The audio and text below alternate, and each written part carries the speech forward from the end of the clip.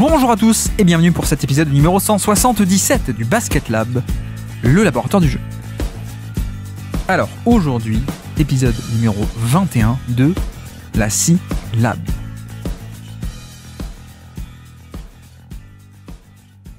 Bon, alors. Il paraît que je le dis souvent, ça d'ailleurs. Bon, alors, et donc. Ces fameux tics de langage qu'on me reproche. Bref, comment allez-vous ? J'espère que vous allez bien en ce début de saison qui se déroule de manière assez atypique, hein, entre les matchs avec des parquets bizarres, parce que c'est la saison, le in-season tournament, entre ce mardi soir, mardi 7, où il n'y a pas de match, parce qu'aux États-Unis c'est le Election Day, et entre aussi un mec qui essaie de finir ses sagas d'intersaison, alors que la saison a déjà commencé et que l'intersaison est terminée. Début de saison très bizarre. Mais bref, donc pardon, ne perdons pas de temps. Si tout va bien pour vous, tant mieux. Et donc, en effet, nous sommes aujourd'hui dans la C-Lab. Donc la C-Lab, je pense, à mon avis, hein, si vous êtes là, si vous écoutez l'épisode 21, c'est que vous savez, mais la C-Lab, le top 100 du Basket Lab.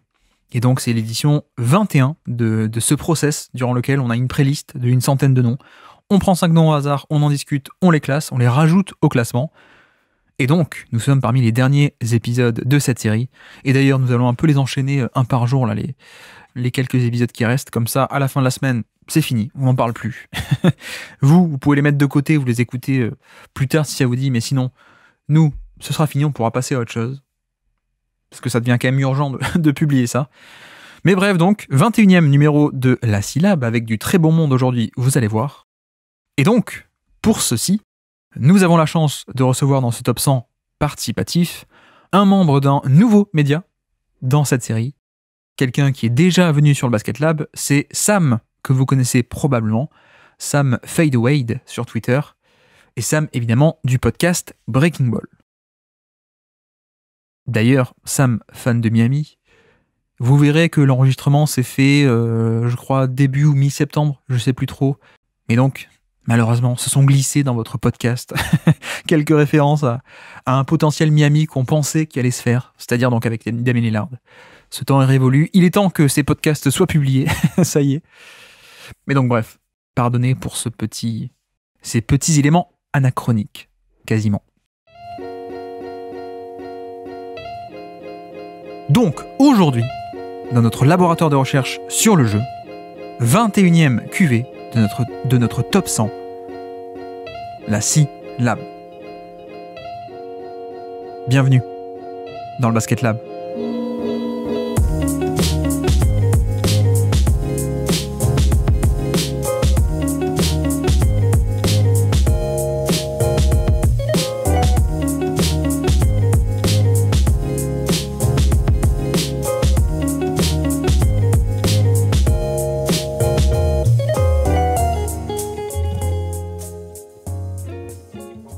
Donc, on se retrouve pour un nouveau numéro de notre série, notre top 100 participatif, top 100 des joueurs NBA de 2023. Et on a la chance d'accueillir un invité insaisissable, mais on a réussi à le saisir. Aujourd'hui, on reçoit Sam. Comment ça va, Sam ? Ça va super. Il dit insaisissable parce que ça fait à peu près 3 ans et 27 jours qu'on essaye de faire ce podcast. Donc, c'est vrai que ça ressemble un peu à quelque chose de difficile. Mais content d'être là, en tout cas. Non, mais alors, en plus, ça concerne pas que moi. Tu es l'homme de Breaking Ball aussi. Breaking Ball, un peu de Sam de Breaking Ball, mais Breaking Ball aussi a un peu de mal à être régulier. Non, je pense que vous êtes un peu dur avec nous. On a fait un podcast il y a 2 ans et demi. Donc, franchement, laissez-nous le temps. C'est vrai. Faut qu'on souffle. Voilà. Il faut que les auditeurs aient le temps de l'écouter aussi, en plus. C'est ça. Il y a d'autres qui ont des vies, ils sont occupés, ils ont des enfants. Enfin, faut laisser souffler. C'est l'objectif, en fait. Voilà. C'est un peu ça, ouais. Bon, et puis Sam aussi, tu interviens aussi sur Miami France aussi. Il y a les émissions Twitch aussi, ou les podcasts aussi. Parce qu'il faudrait pouvoir parler de l'émission, de l'équipe, de la meilleure équipe de cette foutue ligue. Donc voilà, c'est important aussi de partager. Non, mais tu vois, je me dis, parce que j'ai eu des rumeurs aussi, comme quoi c'était difficile de t'avoir sur Miami France, donc je me dis, bon, ça va. C'est juste que l'homme est très occupé, mais en tout cas, un des meilleurs consultants et analystes de France, donc je suis ravi de te recevoir aujourd'hui. Sur ce top 100 participatif, donc on a déjà un top 100, parce qu'évidemment, on a plus que 100 noms à classer, bien sûr, hein, c'est toujours bizarre sur le Basket Lab, mais est-ce que tu as des remarques un peu sur ce top 100 qu'on a actuellement ? je sais pas si c'est des remarques, mais c'est juste à chaud, par exemple, je vois Ouais. Zach LaVine qui est en dessous de Joe Holiday, de Bradley Beal et tout. Et de mémoire, on en a parlé rapidement sur Twitter, enfin très très rapidement. Mais je sais que je fais partie des gens qui sont assez optimistes ou en tout cas assez haut sur Zach LaVine parce que je pense qu'il a une qualité de jeu qui est, j'aime pas ce mot, mais qui est un peu sous-coté parce qu'il joue dans une équipe qui gagne pas trop, qu'à côté de lui il y a aussi des noms, Ouais. etc. Mais je pense qu'il y a vraiment, enfin, je pense vraiment que c'est le type de joueur qui est, dès que tu le mets dans un bel environnement, un peu comme ce qui s'est passé, je dis pas que c'est le même type de joueur, mais c'est ce qu'on a vu avec déjà Fox plus récemment, ce qu'on avait pu voir avec Booker il y a quelques années, avec Shai une fois qu'il est passé dans d'autres environnements. Pour moi, c'est un peu, peut-être pas Shai parce que Shai est au-dessus, mais un peu même avec Mitchell, c'est ce type de joueur qui offensivement a une force de frappe qui est phénoménale. Défensivement, Ouais. ça varie entre Mitchell, Booker et lui, mais qui peut vraiment être la première pièce offensive en tout cas d'une équipe, qui l'a montré, qui statistiquement le tient, qui le tient aussi sur la durée. Et donc je me dis, bah, je dis pas que c'est le même type de joueur et je préfère aussi Mitchell, mais est-ce que je mets Mitchell si haut si je mets Lavine si bas? Je suis pas sûr. Est-ce que je mets forcément Bradley Beal au-dessus de Lavine aujourd'hui? Je suis peut-être pas sûr non plus. Et je dis ça parce que justement, il y a quelques semaines, il y avait beaucoup de débats entre est-ce que Miami va essayer d'en avoir un des deux et tout. Donc j'avais pas mal re-regardé leur saison à tous les deux. Et à chaud, je me dis, ah, je suis pas sûr de l'avoir aussi bas ou d'avoir Mitchell aussi haut, je sais pas trop. Non, je suis d'accord. C'est vrai que moi Ouais, j'aime enfin, beaucoup j'allais Zach demander LaVine toi, en qu'est-ce que t'en plus. penses? Ouais, Ouais, ouais, moi j'aime beaucoup. Ouais. Et effectivement, comme tu dis, le but c'est de classer un peu les joueurs, donc il faut essayer de pas trop prendre en compte le contexte collectif où ils sont pas forcément toujours c'est responsables de clair. ça. Mais non, mais ça me va si on le remonte. En plus, il est assez efficace et tout. Ça me va de Hmm. le remonter devant Jrue Holiday, Bradley Beal, même Siakam. Peut-être on le met devant Siakam aussi. C'est possible. C'est quand même, je t'avoue qu'aujourd'hui, je sais pas quoi en penser. Ouais. Enfin, je vois comment le joueur joue, j'aime bien son jeu, j'aime bien son passif en tant que joueur. Je sais pas classer le joueur aujourd'hui. Genre, j'ai trop de difficultés à imaginer ce qu'il peut donner en dans tous les, enfin dans toutes les catégories en fait, que ce soit s'il se retrouve à devoir être le meilleur joueur, pas qu'il puisse être le meilleur joueur d'une équipe qui va au titre, mais je sais pas exactement ce qu'il donne dans cette situation, je sais pas exactement ce qu'il donne dans une situation de deuxième avec une vraie équipe. Enfin, ouais, donc moi je Ouais, ouais, pourrais le ouais. passer devant Siakam sans trop de difficulté, mais sans que ça soit un knock envers Siakam en fait. Je pense que j'attends de Ouais. voir plus de ce qu'il peut donner aujourd'hui. Ok. Non, non, mais ça me va. Ça me va aussi. Donc on peut le monter de 3 places là. Et après, du coup, il toque un peu à la porte de d'Aaron Fox Garland. Ça me va. Ouais, Ça me ouais, va. ouais, ouais, ouais, ça me parle. Ok. Et si je te pose une question alors sur le haut du classement, LeBron James, qu'est-ce qu'on fait de lui? Pour l'instant, il est 12e. Qu'est-ce qu'on fait avec ce cas-là? Je crois que ça me va. Enfin, déjà, en fait, à part peut-être, je sais pas comment dire ça, mais bon, les gens le savent peut-être. Toi, il me semble qu'on en a déjà parlé. Moi, naturellement, vu que j'aime pas me prendre la tête avec les classements, je réfléchis souvent par tiers, voilà.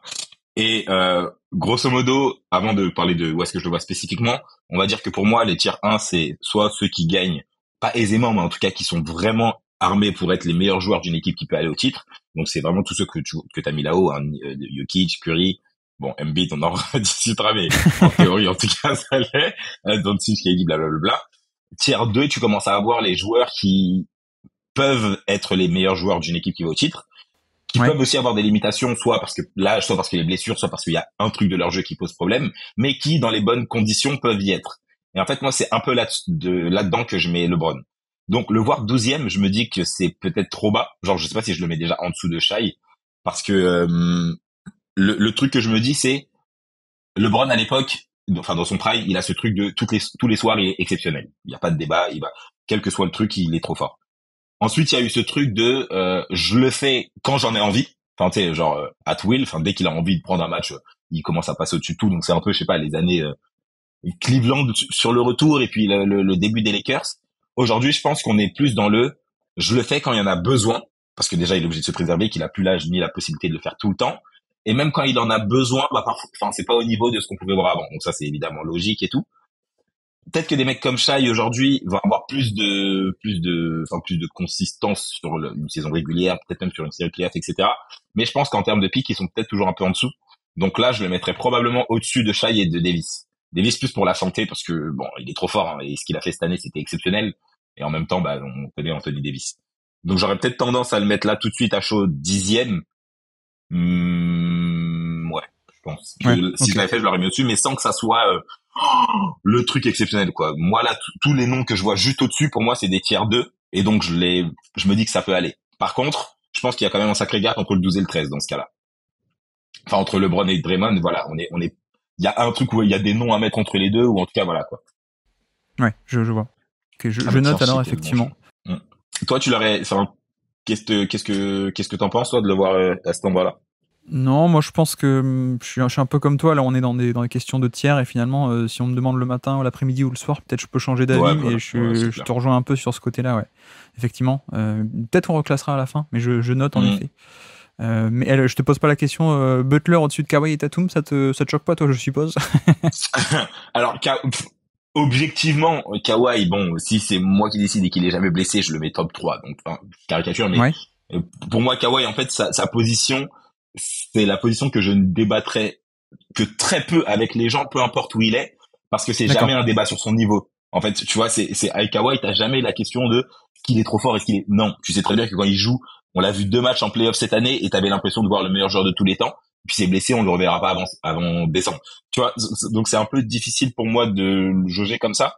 Donc toi vraiment sur le côté, si on enlève les blessures et juste le niveau de jeu montré, tu tirais Ah jusqu'à le ouais, mettre jusqu'à Embiid alors, presque. euh, assez. Bah après, j'ai peut-être envie de plus bas aussi, donc c'est peut-être ça le problème. Mais D'accord. oui, assez facilement. En gros, pour moi, s'il joue, bah là, par exemple, voilà, je prends le top 5, j'ai aucun problème à sortir Embiid et à rajouter Kawhi, si Kawhi joue. Mais genre Ok, vraiment aucun problème. Par ok. ouais, enfin Embiid, je l'adore et je connais toute sa production et bon, je connais aussi tout le débat auquel tu n'as pas du tout participé d'ailleurs. Un certain débat sur un MVP, je t'ai jamais vu en parler cette année. Mais ouais, enfin, je connais toute sa production, j'aime bien le type, je connais ses limitations, je l'ai souvent vu. Il n'empêche que Kawhi, pour moi, s'il joue, c'est pas le même type de joueur. Enfin, il y a un truc au-dessus. Et du coup, là, tout de suite, je mettrais quand même Kawhi au-dessus de Butler parce que, même au-dessus de Lillard d'ailleurs, parce que le joueur qu'il est reste trop fort. Mais en même temps, bah, si quelqu'un me disait, je mets pas Kawhi dans ce classement parce qu'on l'a pas vu faire plus de 2 matchs de playoff d'affilée depuis 2014, bah, je lui dis, ouais, effectivement. Enfin, tu vois, donc il y a plus Ouais. ce rapport-là. Pour Tatum, hmm, A et B. Franchement, Butler par affect.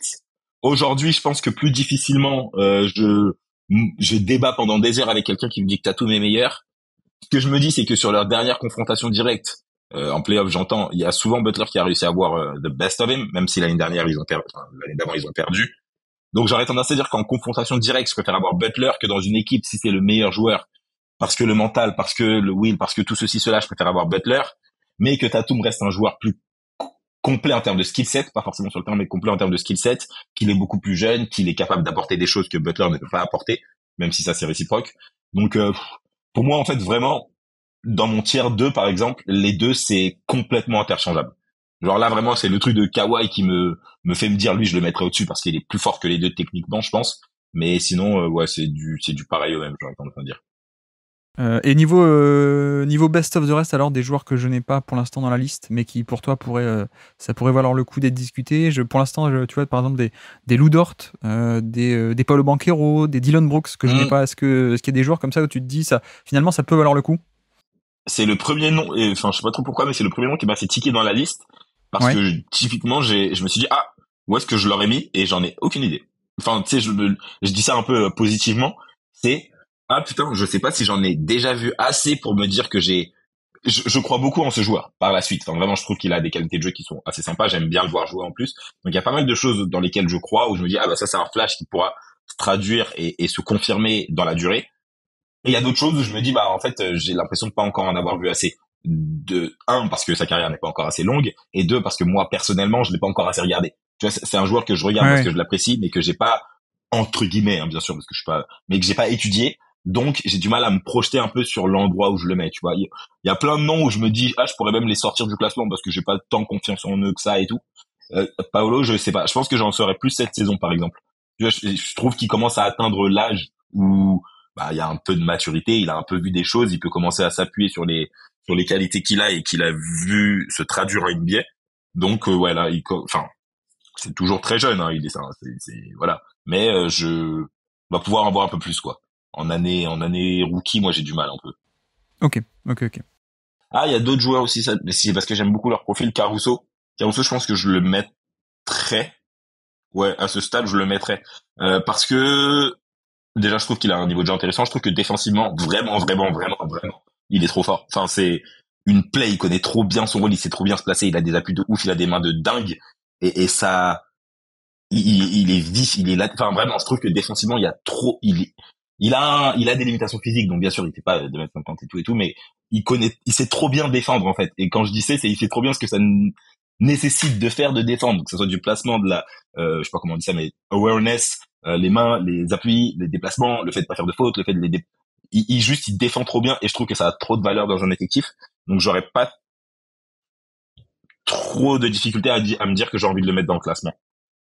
Le problème avec Caruso, c'est que moi, une vraie saison de Caruso, elle y est automatiquement, voire même peut-être pas loin du top 50. Mais là, on était sur un tout petit minutage et du Je suis coup, carrément c'est genre d'accord. 22-23 minutes. Et je sais pas à quel point c'est les blessures, à quel point c'est l'attaque Ouais. qui pose question. Je sais pas, mais Je suis assez d'accord. Je pense qu'il y a des sujets des minutes, donc c'est difficile de voir ce que ça peut donner sur une plus grosse production. Les blessures, il y a le niveau offensif qui n'est pas exactement le même et tout, même si un peu stretch. Donc ouais, je suis d'accord. C'était plus par rapport au profil et par rapport à ce qu'il a déjà montré et ce qu'on a déjà vu ouais, que je ouais, me dis ouais. ah ouais, c'est vraiment un joueur que j'apprécie beaucoup et que je peux me voir mettre un peu n'importe où. Mais en pratique, là cette année, c'est vrai que c'est plus compliqué. Ah non, mais clairement, le vrai Caruso qui a un rôle de titulaire et tout. Oui, Pour moi, voilà, c'est ça. il est niveau Anunoby, même Malcolm Brogdon, etc. Quoi. Enfin, Bah, clairement, en tout cas, voilà, dans l'apport qu'il offre, il y a trop de valeur dans ce qu'il fait. Donc ouais, c'est un peu pour c'est ça ça, que ouais. je me disais Ouais, ça, ouais. quoi. Mais comme là, on juge 2023, on est un peu obligé de prendre Ouais, en compte le de c'est facto, quoi. ça. C'est ça, Mais c'est bon, mais ça. je note parce qu'effectivement, peut-être qu'à la fin, on pourrait essayer d'inclure tout de même certains noms comme ça. Ok. Alors oui, pardon, j'ai pas annoncé la QV du jour. Donc aujourd'hui, on a du Bam Adebayo, évidemment, hein, c'est pour ça que tu es venu. Voilà. On a du Andrew Wiggins également, du Mm. Tobias Harris, du Kevin Huerter et du Jalen Brunson. Donc plutôt une très très belle QV d'ailleurs. Mm. Question habituelle, comment toi tu les as classés les uns par rapport aux autres, ces cinq-là, avant qu'on en discute un peu plus dans le détail?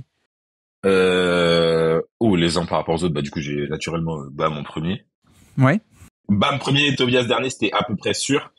Wiggins, j'ai du mal avec sa saison, pas avec le joueur que c'est, mais un peu plus du mal à le classer par rapport à sa saison. Et ouais, Brunson, je pense qu'il m'a énormément surpris cette année. Du coup, ouais, je l'ai assez haut. Werther, il y a aussi pas mal de débats cet été sur lui et Tyler Hero, donc forcément j'ai un avis très négatif. Non, non, je rigole, mais j'aime beaucoup le mec que c'est. Je l'ai en troisième probablement parce que ce qu'il apporte et ce qu'il a apporté à la saison et son impact même statistique, enfin offensif, c'est un truc de fou. Wiggins, juste j'ai eu plus du mal à le jauger parce que bah il a joué même pas la moitié des matchs quoi. Donc autant suis assez aligné avec ce qu'il apporte et que dans l'absolu, en tout cas statistiquement, parce que il y a pas que ça, ce qu'il a apporté l'année dernière et ce qu'il a apporté cette année, enfin les deux saisons sont similaires, sauf qu'il y en a une sur laquelle c'est presque une saison complète, l'autre sur laquelle c'est une saison à moitié. Donc c'était un peu plus difficile à jauger pour ça quoi. Eh bien, je suis d'accord. J'ai Bam en 1, évidemment. J'aurais pu te faire la blague, j'ai Bam en 5, mais tu aurais Ouais, pas du cru. coup j'aurais quitté instantanément, ça aurait été dommage de s'arrêter là-dessus. Voilà. Ça me quitte le chat. Non, Voilà, tout simplement. j'ai Bam en 1, Bronson en 2 également, Tobias en 5 et effectivement un peu de duel Wiggins-Werther. Mm, mm. On essaie de juger le niveau de jeu, mais comme tu dis, peut-être qu'il faut quand même impliquer un malus sur Wiggins. On va en parler justement.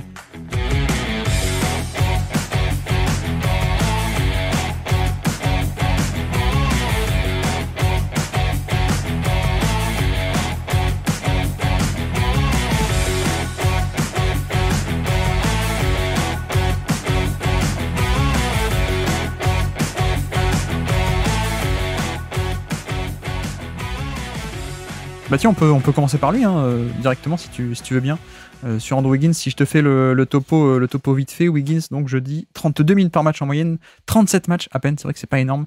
97 de true shooting plus, c'est moins 3% efficace par rapport à la moyenne, 97, sur 21% d'usage, mais c'est vrai que, comme tu disais, pour te lancer, on est sur une saison compliquée et un peu plus décevante par rapport à l'an dernier.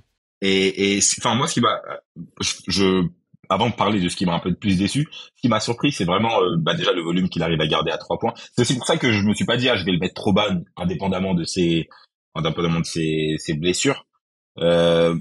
Concrètement, je trouve que c'est vraiment devenu un joueur complet qui enfin, je reprends ma phrase, mais c'est vraiment un joueur que j'aime bien. Wiggins, pour ceux qui m'ont un peu suivi au départ, surtout son année, j'ai son maillot rookie, j'ai son maillot à la fac. Enfin, j'aimais trop le joueur que c'était. J'ai vraiment aimé même ses débuts à Minnesota quand ça pouvait être compliqué, parce que l'équipe était pas géniale, mais qui prenait des records de précocité au scoring et tout, qu'il avait des flashs défensifs qui étaient énormes. Et bon, blessure, ceci, cela, il s'est retrouvé dans un rôle qui n'était pas le meilleur. Il y a eu d'autres drafts, bref. J'ai beaucoup aimé la manière dont il s'est réinventé à Mini. Bien sûr, c'est vachement lié au coach, c'est lié au système, c'est lié à l'équipe qui l'entoure. Pour autant, c'est devenu un joueur qui impacte de plein de manières différentes, qui sait utiliser sa capacité physique pour aller prendre des rebonds parfois impressionnants ou compliqués. Ça, c'est un truc que j'aime bien. Alors, c'est même cette année d'ailleurs sur peu de matchs, mais il y a des moments où je me dis ah bah putain, vous êtes beaucoup à faire cette taille et à avoir cette qualité athlétique et avoir des longs bras en NBA. Vous êtes pas si nombreux à aller chercher des rebonds dans ces conditions. D'ailleurs, ça s'est même vu en playoff l'année d'avant. Hein.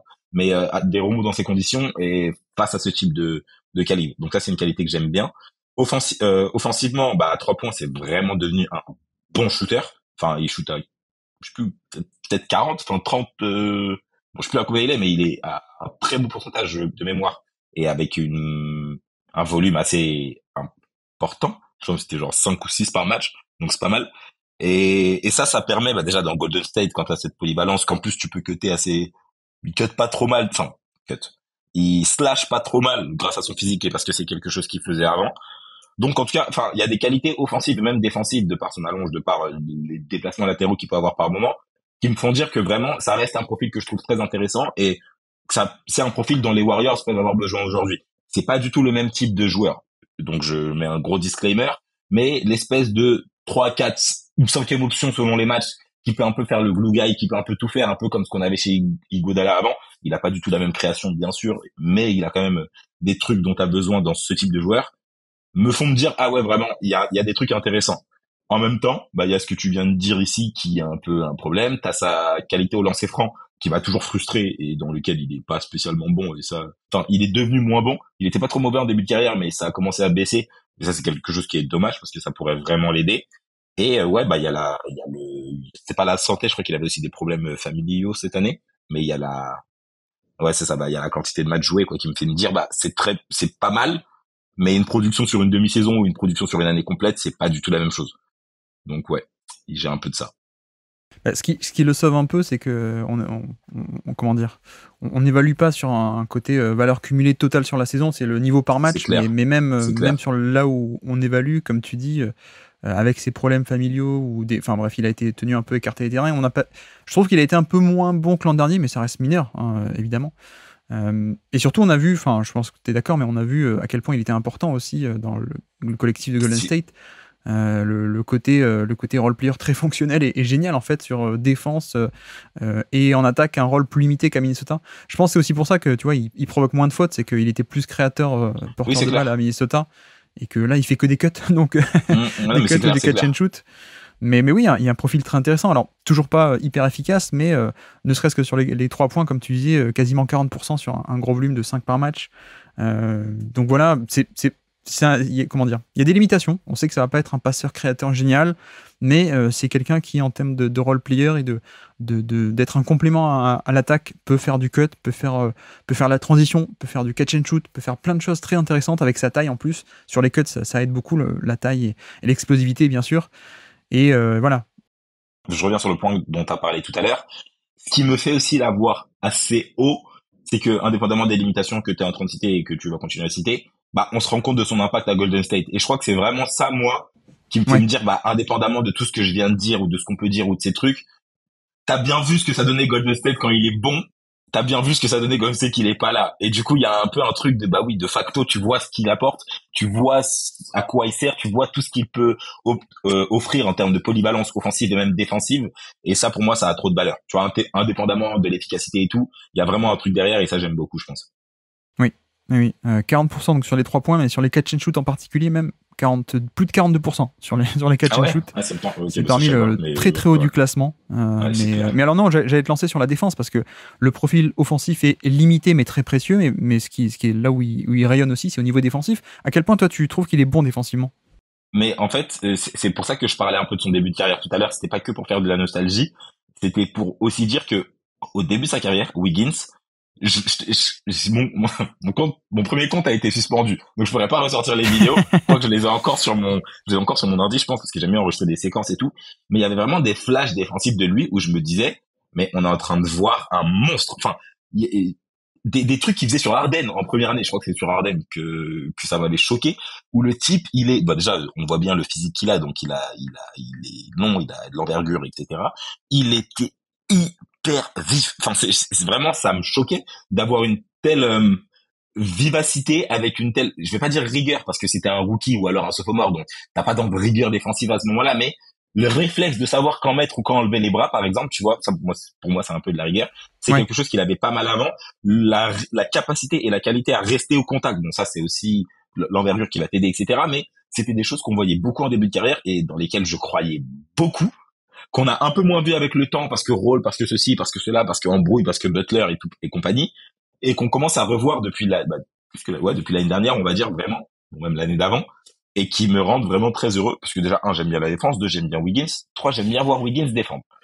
Donc, je pense qu'aujourd'hui, on a vraiment ils ont vraiment récupéré un, je parle comme si on parlait de Kawhi, c'est pas le cas, mais c'est vraiment pour dire que pour moi, c'est un type que tu peux mettre relativement sans crainte sur que ça soit un peut-être pas trop vif non plus, donc on va pas le mettre sur Kyrie en disant débrouille-toi sur une île, mais tu peux le mettre sur un peu tous les types de profils tant qu'on n'atteint pas un pivot, et tu sais que soit il est capable de gêner le shoot sur la hauteur parce qu'il a pas mal d'envergure, qu'il a de l'explosivité comme tu dis, et qu'il a un bon double saut, donc ça j'aime beaucoup, enfin des gens qui sont capables de Ouais. ressauter une deuxième fois ou en tout cas de réexploser une fois qu'il s'est fait avoir sur une feinte, parce que ça c'est des trucs qui sont peut-être moins arrivés cette saison maintenant que j'y pense, mais je sais que je le voyais assez souvent l'année dernière et surtout un peu plus tôt quand il était à Minnesota. Mais ce truc de tu vas réussir à l'avoir sur une feinte, mais en fait il saute pas hyper haut, donc il est capable de réexploser et de revenir jeter le shoot. D'ailleurs, il y a Ty Bull qui est pas mal pour faire ça aussi. J'y pense parce qu'il est dans Best of the Rest. Mais Ouais, ouais. voilà, ça c'est des choses que j'aime beaucoup chez les joueurs en défense, qui lui permettent parfois de camoufler certaines erreurs défensives qu'il peut faire, parce qu'il reste réactif, parce qu'il reste dans le truc, parce que bon, il peut prendre des fautes parce que voilà, il a de l'usage et qu'on le met dans ces conditions-là. Il en a plus que l'année d'avant d'ailleurs, je crois. Mais en tout cas, pour moi, il y a vraiment pas mal de choses défensives que tu peux lui faire et du coup, ça t'offre aussi la possibilité de le mettre un peu partout sans avoir à te dire putain, est-ce qu'il faut que je fasse attention à lui. Bien sûr, c'est facile quand il y a aussi Draymond Green à côté, mais il n'empêche que aujourd'hui Draymond Green profite aussi vachement de l'apport défensif de Wiggins, quoi. Oui.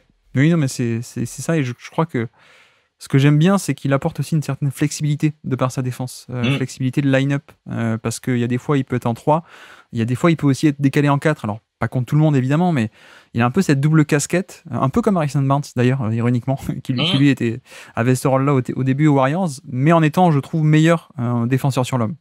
Là Que où Barnes. Barnes, il va t'apporter... Ouais, Ah ouais. oui, non, clairement, oui, d'accord, on est carrément. Là où Barnes, c'est plutôt rebond, poste bas, etc. Lui, en navigation d'écran, il est quand même assez cool. En défense on-ball, même sur des plus petits, etc. La longueur, la vivacité.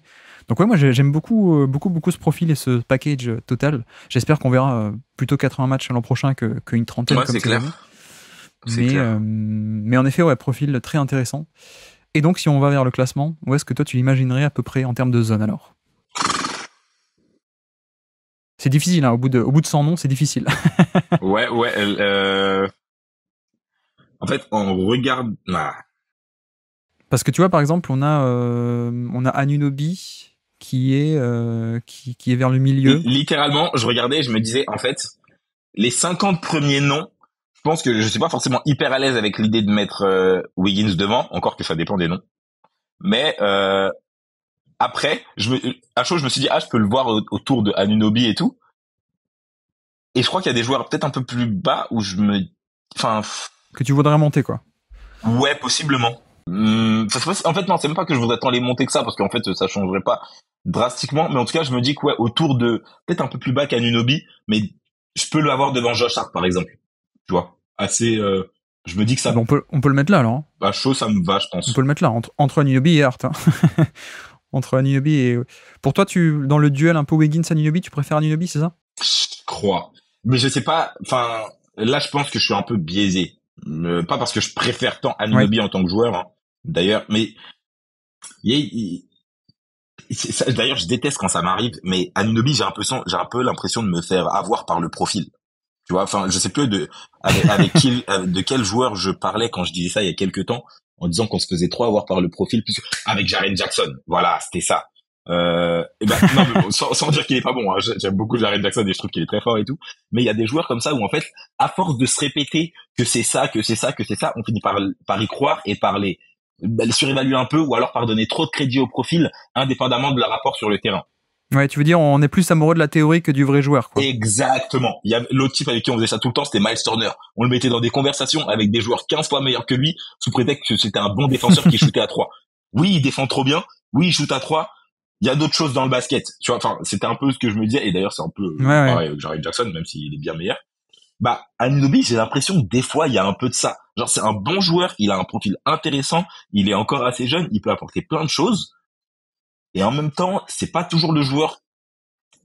Ok, même lui d'ailleurs, parce que c'est vrai qu'il se voit d'une certaine manière, ça c'est normal, c'est un joueur, mais il se voit assez haut, c'est pour ça qu'il veut le rôle qu'il veut, l'argent qu'il veut, etc. Je me dis, ouais, peut-être qu'on se fait un peu avoir par le truc.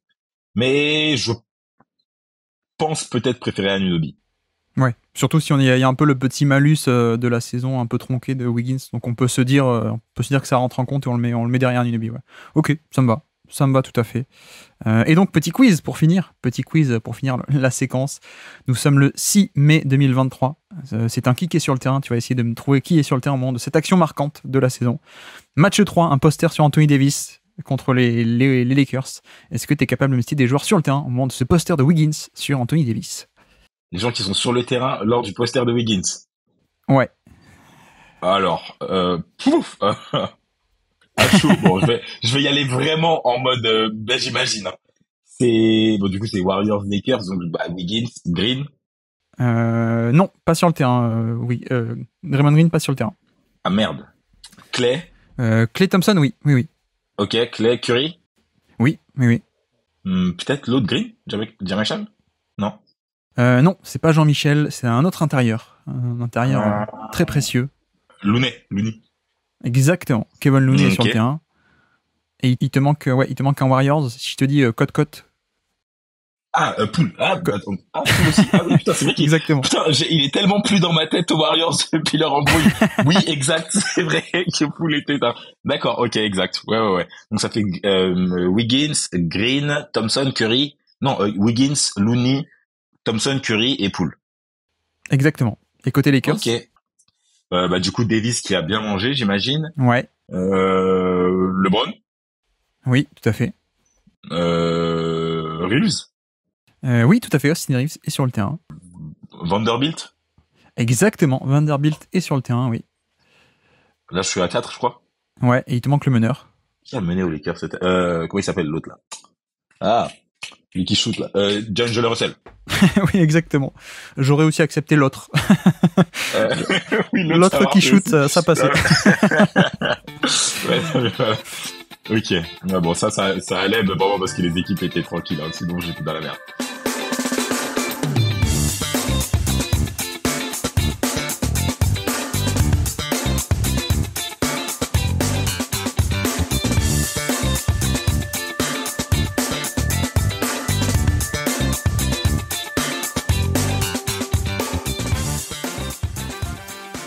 On avance, deuxième joueur du jour. On peut aller sur Kevin Werther si tu veux bien.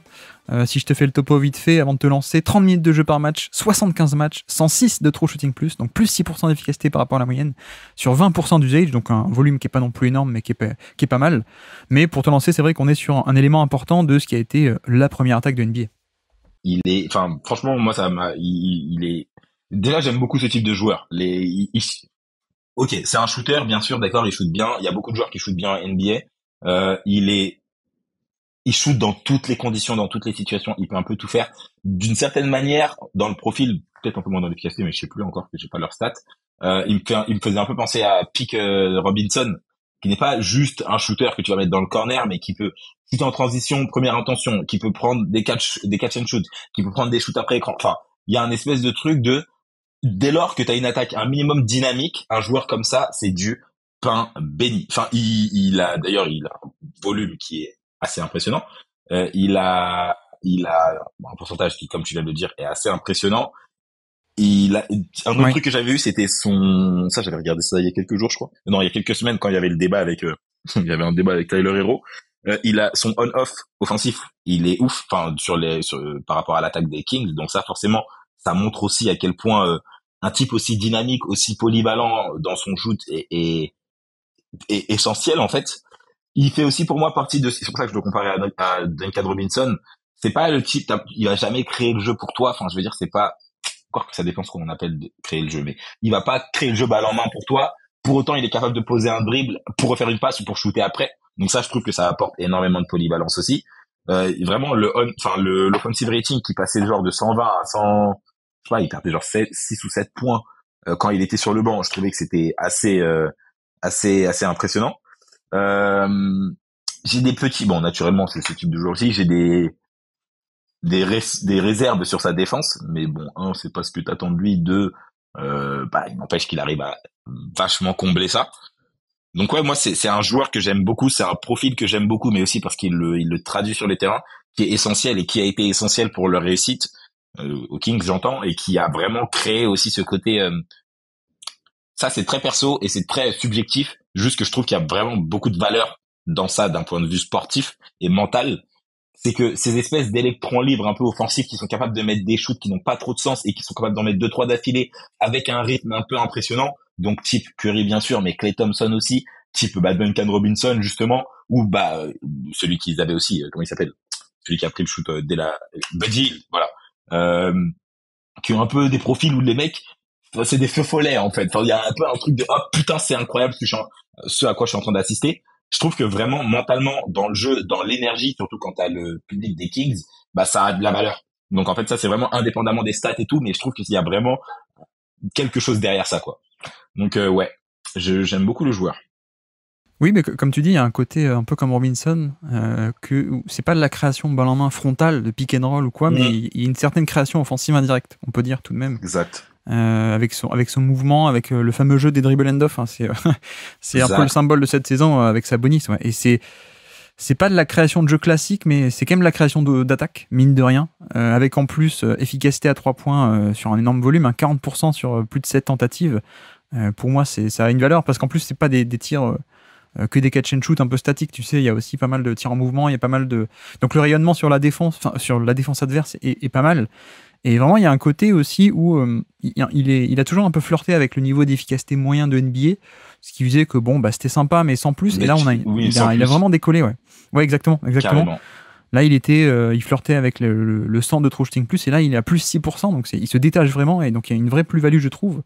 Après, comme tu dis, on a aussi certaines limites qui sont... ça va pas être un gros driver du tout. D'ailleurs, il fait très très peu de drive alors qu'il a un gros temps de jeu. Parce que c'est pas ce type de joueur, donc forcément c'est un peu une limitation par rapport à des porteurs de balles, peut-être, sans doute, on verra dans le classement, mais donc il y a ce côté-là, mais même tu vois sur le passing, même s'il n'est pas passeur de pick and roll classique, je trouve que dans ses mouvements, quand il arrive à créer un décalage, il y a l'intelligence et les instincts pour l'exploiter ensuite. Exactement. C'est pour ça, c'est vraiment par rapport à ça que je comparais à Duncan Robinson. Je pense que Duncan a quand même cette qualité où déjà il pose plus la balle au sol maintenant, surtout depuis cette année, et qu'il a quand même le drive. Enfin, c'est marrant, le drive d'aller au drive. Donc il va quand même se dire moi je peux aller au panier, je peux me rapprocher, essayer de provoquer quelque chose, etc. Que Werther c'est moins par. Enfin, je veux dire, oui, t'as des limitations, mais en même temps, parfois t'as tellement de gravité que poser un dribble et puis faire un double pas, franchement, tu sais le faire depuis que t'as 13 ans, tu vois. Donc il y a un peu des trucs où parfois je me dis, c'est dommage, là c'était pas une super décision. C'est assez rare dans le sens où déjà il apporte de la gravité, etc. Donc voilà.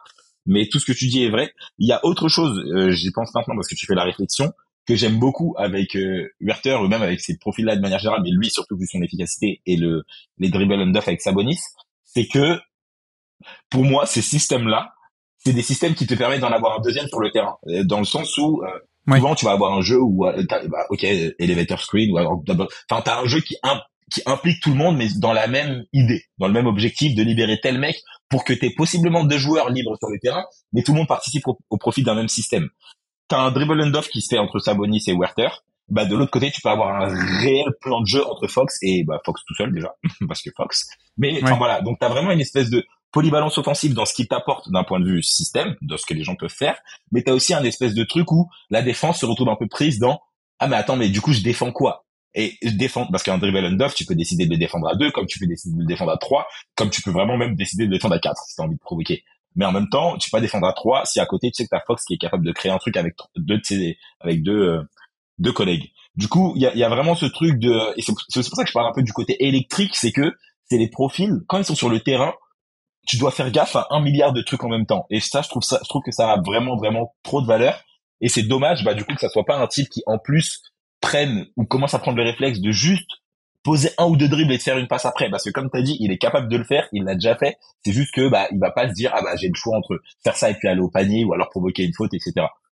Ceci dit, c'est pas le genre de joueur qui provoquerait énormément de fautes parce qu'on lui en donnerait pas tant que ça, qu'en plus des défenses, bon, elles sont pas mauvaises non plus, donc elles sauraient gérer certains trucs, mais c'est pareil, c'est tout le temps pour créer un peu plus d'incertitude dans la défense et plus de possibilités pour vous, quoi. Oui. Non, mais effectivement, ce qu'il a en toucher de balle, il ne l'a pas en agressivité pour aller au contact non plus. Donc, exactement. c'est un peu ça. Mais après, bon, pas besoin de s'y attarder dessus, mais effectivement, je pense que la défense est quand même un peu en dessous de la moyenne, malheureusement. Ouais, c'est clair, c'est clair. Parce que la défense sur le ballon, bien sûr, il a des limitations, mais même comme il n'a pas une grosse envergure, je trouve que son volume défensif off-ball sur les rotations et tout ça est aussi limité. Donc la question, c'est à quel point est-ce que ça va tirer vers le bas. Mais pour passer au classement, du coup, je suppose que là, je vois Tyler Hero en 62. Je suppose qu'on va être un peu en dessous de cette barre symbolique, alors.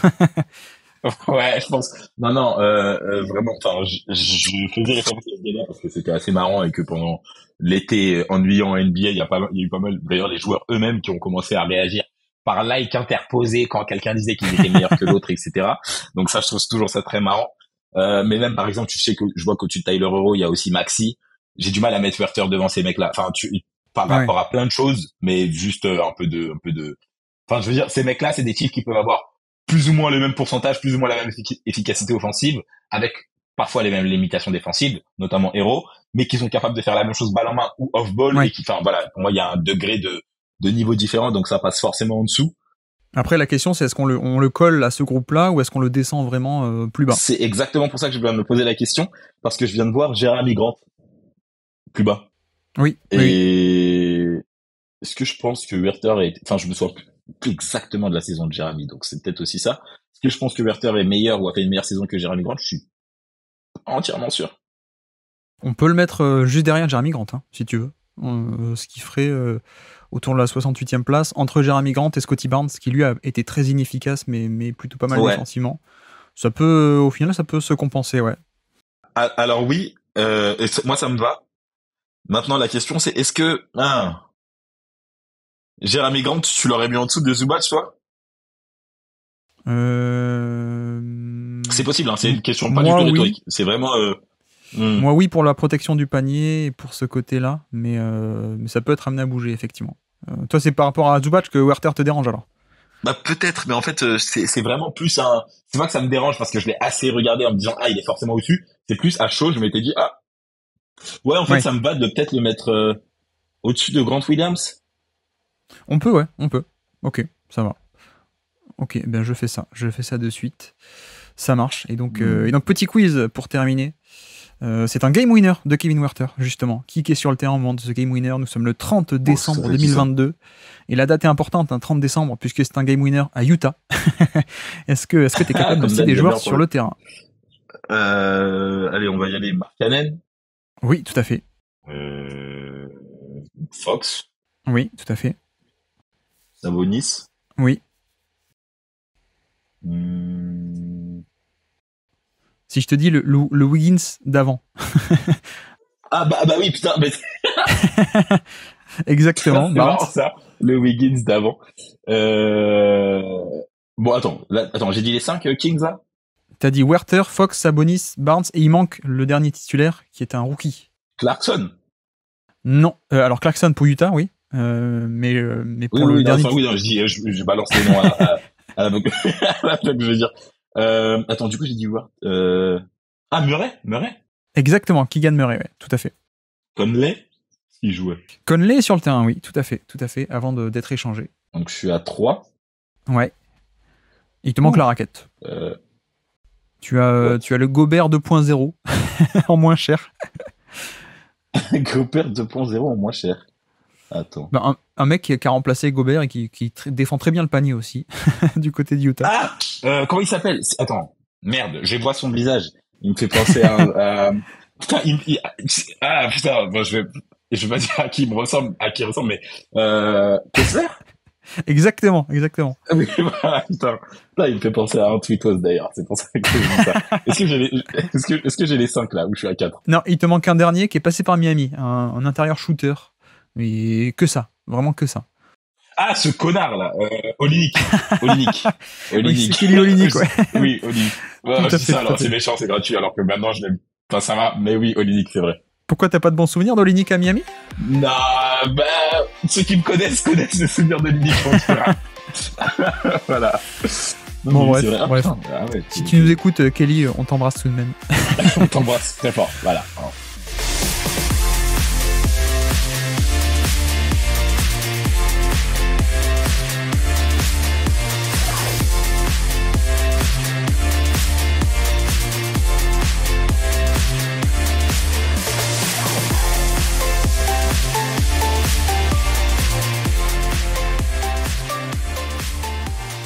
Mais bref, on avance, on peut aller sur Tobias Harris, troisième joueur du jour si tu veux bien. Tobias Harris, 33 minutes de jeu sur 74 matchs, 103 de true shooting plus, donc plus 3% par rapport à la moyenne d'efficacité, sur 18% d'usage, donc un volume modeste relativement. Pour te lancer, on est sur le Tobias Harris de un peu d'habitude, j'ai l'impression. J'ai littéralement, vraiment littéralement, quand tu m'as dit Tobias Harris, j'ai repensé juste à ton tweet où tu disais, quoi qu'il arrive dans sa vie, lui, il te fera un 18-6-6 ou un 14-5-5. Ouais. Et en fait, mais c'est la seule chose que je pense enfin, je je crois qu'à part ça, je sais pas quoi dire.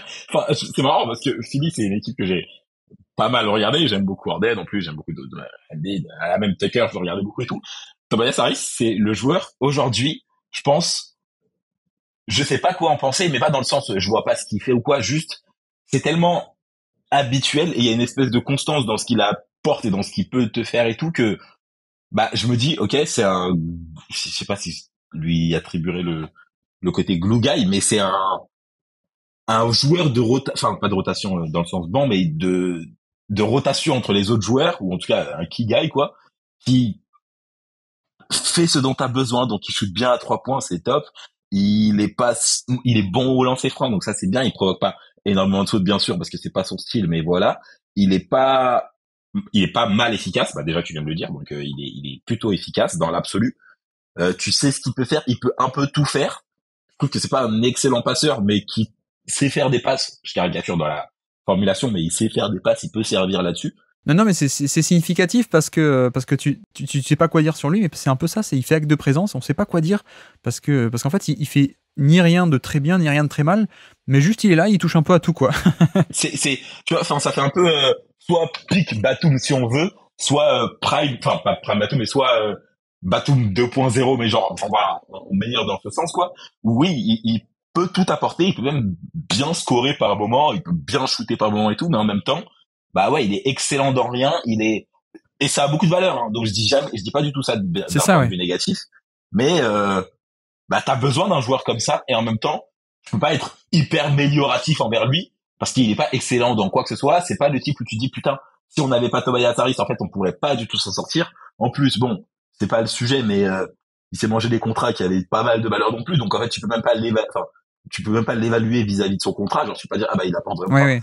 Ouais, pour moi, il y a plus un truc de, c'est un joueur qu'il te faut dans un effectif si tu veux pouvoir aller loin. Il t'apporte ce que tu lui demandes, il t'apportera pas plus, ou en tout cas de manière très très ponctuelle. Donc, bah, il y a pas plus à en dire, quoi. Enfin, tu sais, t'as des joueurs comme ça qui sont très statiques, et en même temps, ils ont des matchs feu follet, où ils ont des trucs où vraiment il va te mettre, je sais pas, 7-3 points d'affilée, où il y a des joueurs comme ça. Lui, je pense pas que ça le soit. C'est pas non plus le type qui part, de temps en temps, va prendre balle en main, et va se dire, ok, bah là, j'y vais, je pense, et il va provoquer 8 fautes, comme des mecs parfois même moins bons, hein. Je sais pas, je vois dans le Best of the Rest, il y avait aussi Dinwiddie. Dinwiddie, ça peut être un joueur pas exceptionnel, mais en même temps, tu sais qu'il y a des moments où il va t'apporter des choses auxquelles tu t'attendais pas, ou que t'avais pas prévu sur le moment. Je sais pas, je pense à aussi Austin Reeves. Je pense pas que ça soit le joueur qui fait rien de bon. Je pense qu'il fait beaucoup de choses bien. Et en même temps, tu sais que ce type-là, sur un match donné, sur un moment donné, il est capable de t'apporter un truc de fou furieux. Et ben, Oui. j'ai pas cette impression avec Tobias. Genre, j'ai juste un type qui est là, dont t'as besoin. Je sais pas, même, par exemple, pas du tout le même type de joueur, mais un joueur dont on avait besoin à l'époque et qui était peut-être plus le joueur que ça avait été. Crowder, il défendait pas trop mal, il savait faire des passes, il savait aller au panier plus ou moins, il savait mettre des shoots, mais Crowder, il y a des moments où tu regardes des matchs du 8 et un jour, t'as 6 3 points d'affilée de Crowder. Tu sais pas d'où ça vient, tu sais pas trop pourquoi, mais en fait, Ouais. il a juste la main chaude et ça va t'apporter quelque chose. Notamment dans la bulle, hein. Ouais, bah, typiquement dans la bulle, c'est à ça que je pensais, en plus, j'avais les images en tête et tout. Tobias, j'ai moins ce truc-là, en fait, j'ai moins ce côté, tu sais pas à quoi t'attendre, donc tu peux avoir un truc de fou. J'ai plus ce côté, comme tu disais, tu sais à quoi t'attendre, donc tu peux en demander plus. Oui. Mais oui, non, mais c'est ça, enfin, c'est un peu un running gag à ce niveau-là, parce que je le répète tout le temps, mais c'est Mais un c'est peu clair. le joueur moyen par excellence pour moi, Tobias Harris. C'est Mais c'est-à-dire clair. moyen dans le sens, pas moyen, moyen mauvais, dans le sens, il t'apporte rien de hyper positif, mais rien de hyper négatif non plus, quoi. Donc t'as pas de compromis. Il touche à C'est tout, mais il clair. fait rien de génial. Mais après, il y a aussi cette vision de bon, bah, il peut toucher à tout, donc ça a de la valeur. Mais après, il y a aussi le côté où si tu as besoin de l'avoir en complément, il peut être là. Par contre, si tu as besoin, il n'y a pas de Exactement. star et tu as besoin qu'il te prenne un costume de star, ben non, il va toujours prendre ses 16 tirs et il peut pas faire plus, ouais. C'est un peu le problème. Exactement. Parce que j'allais dire, là, je suis littéralement en train de regarder un peu sur le classement et je voyais qu'il y avait Caleb Martin, 92. Bah, tu vois, Caleb, typiquement, c'est un peu un joueur qui fait plein de choses bien et qui peut t'apporter plein de choses dans plein de trucs. Caleb, il y a des moments, et ça s'est vu autant en playoff qu'en saison régulière, où il va manquer quelque chose parce que t'as Butler qui est blessé, parce que t'as Raquel qui est blessé et tout, et Caleb, il va t'en mettre 28. Tu vois, ou Caleb, il va Ouais, défendre ou il va scorer sur Yanis. Enfin, t'as des trucs comme ça, des flashs qui sont pas réplicables, et donc c'est dommage qu'il le soit pas. Et en même temps, c'est super utile parce que tu sais qu'il y a des moments où tu peux compter sur lui. Tobias, il y a pas ce truc de tu peux compter sur lui. Pas dans le sens tu peux pas compter sur lui, mais dans le sens tu peux pas compter sur plus, comme tu viens de le dire. Et c'est ça, ça, c'est ouais. un peu dommage. Non, non, mais il y a pas de compromis, mais en même temps, il n'y a pas tant que ça de valeur ajoutée par rapport à la C'est moyenne. ça. Mais en un sens, avoir la valeur moyenne de NBA sur de la création, ça peut être intéressant aussi, hein. Surtout que cette année, vu qu'on juge la performance 2023, cette année, il a très bien shooté à 3 points. Il a participé à C'est l'excellent clair. spacing des Sixers, il est à quasiment 40% à 3 points. Donc voilà, c'est bien. Sur les longs tirs à 2 points, les mi-distances, il est à 47%, ce qui est largement au-dessus de la moyenne. Mais voilà, c'est pas du scoring qui va être ni à volonté, ni très efficace, et ni non plus qui va être hyper fonctionnel, en un sens où il va mettre un peu les points de son côté, mais il va pas être capable de manipuler une défense, il va pas être capable de créer sur pick and roll de manière avancée, de faire des lectures avancées. Ça, il n'y a pas. Et un peu à mettre quand même à son discrédit cette année, les lancers francs, il y a quasiment plus rien. C'est un peu, il a jamais été génial, mais là, ça a vraiment baissé, quoi. Et ça, pour le coup, moi, c'est un truc que je reproche. Enfin, Oui, ouais, ouais. après, tu joues à côté d'Arden, tu joues à côté d'Embiid, donc déjà, eux, ils prennent 175 dans ses francs, peut-être qu'il en reste pas beaucoup pour les Oui. autres. Mais pour moi, un joueur de son calibre et avec autant d'expérience, enfin d'ailleurs, c'est un truc de ouf. Le mec, il a 30 ans, ou quel âge il a? Il doit avoir 30 ans, pas plus. Enfin, il Il est doit pas avoir vieux, l'âge hein, de moyen de mémoire. NBA aussi. Même au niveau de l'âge, il est dans la moyenne, je pense. Ouais, tu vois, même sur ça. Et il a trop de saisons d'NBA. Enfin, genre, il joue depuis quoi? Depuis 2010. Bon, après, c'est normal, hein, c'est une bonne dizaine d'années, mais il a trop d'expérience pour ne pas savoir comment parfois altérer le jeu. Parce que c'est aussi ça le truc, c'est que tu sais qu'il en est capable. Enfin, il y a des années où il provoquait beaucoup plus de lancers francs et je suis pas en train de leur demander 8 et je dis pas qu'il a encore 26 ans pour pouvoir sauter et aller partout et provoquer des fautes tout le temps. Mais en même temps, t'es un joueur qui shoot bien au lancer franc. Tu peux en provoquer plus d'un par match. Enfin, je veux dire, un par Ouais. match, c'est du Duncan Robinson. On est où là? Enfin, bon, encore que Duncan, il est capable d'aller en provoquer. Maintenant, il va au panier. Mais, enfin voilà, je pense qu'aujourd'hui, t'es un joueur, surtout quand parfois tu profites du spacing de Harden ou de la présence d'Embiid de l'autre côté du terrain qui va être en ISO, elbow, enfin, en 1v2 là, t'es capable d'aller, soit, si tu vas fréquemment au panier et que tu vas vraiment, en fait, avec force, on va dire, c'est pas le bon mot, mais t'as l'idée, tu peux provoquer des fautes. Et ça, c'est des choses qu'il sait faire, mais qu'il ne fait pas parce que c'est son rôle de joueur dans le corner qui va apporter son petit truc, quoi. Et ça, je trouve ça dommage. Parce qu'il y a vraiment des moments où ça aurait pu débloquer des situations.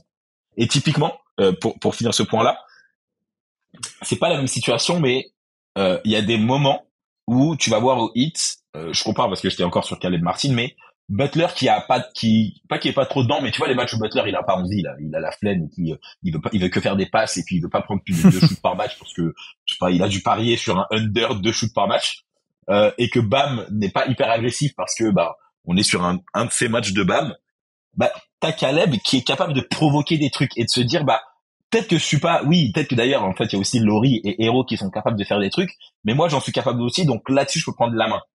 Je suis pas en train de dire que face à Boston, quand Embiid et Harden font de la merde, c'est à Tobias de prendre le relais. Je suis en train de dire par contre que Tobias, en théorie, il a la capacité pour, sur une ou deux actions, être capable de faire un truc. Enfin, tu vois, ça pour moi, c'est des choses qui sont capables, que je peux lui reprocher en tant que joueur parce qu'il a l'expérience, le niveau, la polyvalence pour, et qu'à terme, ça le dessert. Donc un joueur moyen, regular et average, c'est hyper essentiel et t'en as besoin et ça a de la valeur. Et en même temps, bah parfois, si c'est tout ce que t'es capable d'apporter, c'est pas un, c'est pas un moins pour ton équipe, mais c'est un manque à gagner pour ton équipe, quoi. Bah, le problème pour moi, c'est qu'il n'est pas payé au salaire moyen de NBA. Et ça, Effectivement, ça a des conséquences. Ça, ouais. Ouais, et d'accord. ça, non, mais vraiment, oui, voilà, c'est clair. Mais non, mais ça a des répercussions sur la construction d'équipe parce qu'il a des limitations, mais en même temps, du coup, comme il est payé beaucoup, tu peux pas ramener d'autres profils. Mais non, mais c'est vrai moi, il y a un côté où j'aime bien ce qu'il fait. Même en défense, c'est pas génial, mais c'est dans la moyenne, je trouve. C'est neutre. En fait, c'est neutre un peu partout. C'est un peu ça, Tobias Harris. Mais voilà, il y a un côté où, en certain sens, t'aimerais qu'il fasse plus et qu'il peut pas. Mais bon, si on juge un peu le joueur tel qu'il est, voilà, il est moyen au niveau de la défense, moyen bon, moyen mauvais selon les matchs, mais globalement dans la moyenne, je trouve. Moyen au niveau du scoring. Le seul truc, c'est que, tu vois, il est quand même à 63% de ses paniers qui sont assistés. C'est quand même pas mal, quoi. Je sais qu'il a un peu cette image de créateur parfois, mais il n'est pas tant que ça créateur. Alors surtout cette année avec Embiid et Harden, mais on est quand même sur de la finition un peu axée finition. Mais bref, oui, on peut aller vers le classement. Du coup, tu commençais un peu à y aller déjà. Où est-ce qu'on l'imagine alors? Bon, Hayward, j'ai du mal avec le joueur que c'est devenu parce que je sais jamais quand je peux compter sur lui, quand je peux. Enfin, Ouais. bref, j'ai du mal. Mais en tout cas, moi, je le mets en dessous de Caleb, par exemple. Parce que peut-être que Tu... Caleb a moins de régularité, peut-être qu'il a moins d'expérience et tout, mais bon, on l'a vu en playoff déjà. Hein, je pense que ce qu'il a fait, que ce soit face à Boston ou face aux Bucks, ça s'est traduit. Ce qu'il a fait cette année dans la saison, Caleb, il y avait vraiment énormément de valeur là-dessus. Et bon, là, je triche, mais je parle aussi du joueur que c'est vis-à-vis de la saison précédente. Mais quand il y avait personne, littéralement, quand tout le monde avait le Covid et qu'il fallait compter sur l'effectif, c'était Laurie, Caleb et Yurt Seven. Littéralement, c'était nos trois joueurs. Et ben Caleb a été juste exceptionnel et donc pour moi ça renforce un peu ce point de bah c'est peut-être un joueur classique, c'est peut-être un joueur qui n'est pas c'est pas un top tier 1 2 3, peut-être même pas 4 5, mais il sait step up quand il y a besoin et ça a trop de valeur pour un effectif, chose que bah depuis tout à l'heure on reproche à Tobias, donc pour moi je le mets en dessous aujourd'hui. Et puis même ouais, aujourd'hui je pense que Caleb, il y a pas mal de choses qui fait que que Tobias ne fait pas ou plus, même s'il shoot très très bien. Et je sais pas trop si je le mets au-dessus ou en dessous des Wards, parce que bah Ward santé, j'ai un peu du mal. Mais Kuzma a été bon cette année. Hein. Moi j'aime bien Kuzma. Kuzma, c'est l'efficacité qui lui a été reprochée, mais. Ouais non mais, non mais ce que je comprends, mais j'aime beaucoup le profil. C'est ouais ouais je vois. Ouais. Non mais alors ce que je te propose, c'est que pour moi ça me fait un peu bas, mais en même temps je comprends la comparaison avec Caleb. Mais ce qu'on peut faire, c'est on met Tobias Harris derrière Caleb Martin. Et ensuite, on prend le groupe Kyle Lowry, Caleb Martin, Tobias Harris et on le remonte de quelques places. Ça peut. Ça me parle. Je pense ouais. Jusqu'à Mike Conley, par exemple, tu vois. On peut le faire monter jusqu'à Mike Conley, ce groupe-là. Ouais. Ouais, moi ça me va parce que pareil, ça me va pas de mettre Tobias 99, tu vois. Enfin, je trouve un peu bizarre, surtout vu la régularité qu'il a et en même temps, bah j'ai pas envie de le mettre au-dessus de Caleb. Enfin, Ouais. Non, mais en plus, ça s'entend parce que Fernie Simmons a du shoot, mais défense un peu cata et tout le reste. Bogdan, c'est un peu pareil. Non, mais ça me va si on fait remonter de 4-5 places, là, comme ça. Kyle Lowry, Caleb Martin, Tobias Harris. Ok. Et donc, du coup, Tobias serait 83. Donc, il n'est pas dans la moyenne, pour le coup. Il n'est pas dans la moyenne du classement. Fois, non, pas avec nous.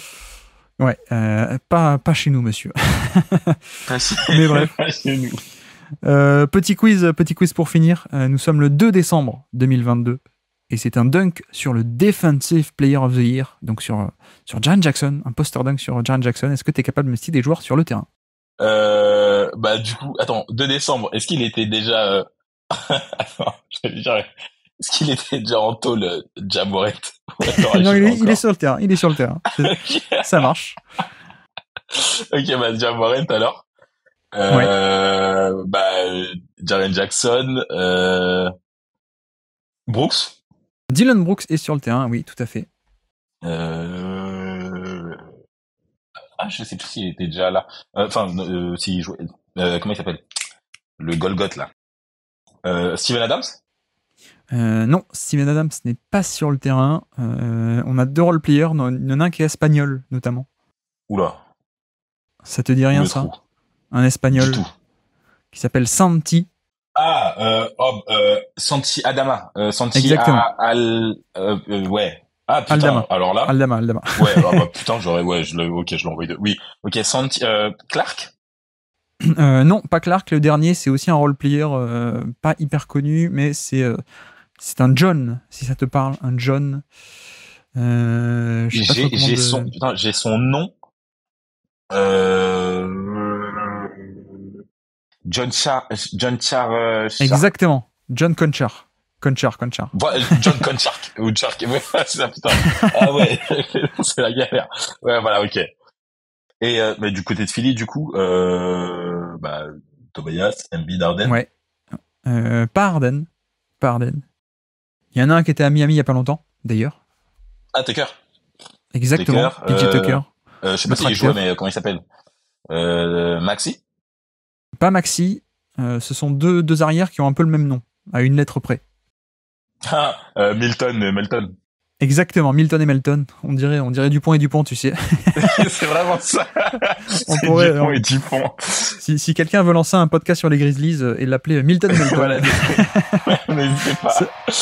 N'hésitez pas, c'est une bonne idée marketing, on vous la donne. C'est cadeau. Voilà, c'est clair. En plus, ça marche. Hein. Milton et Melton.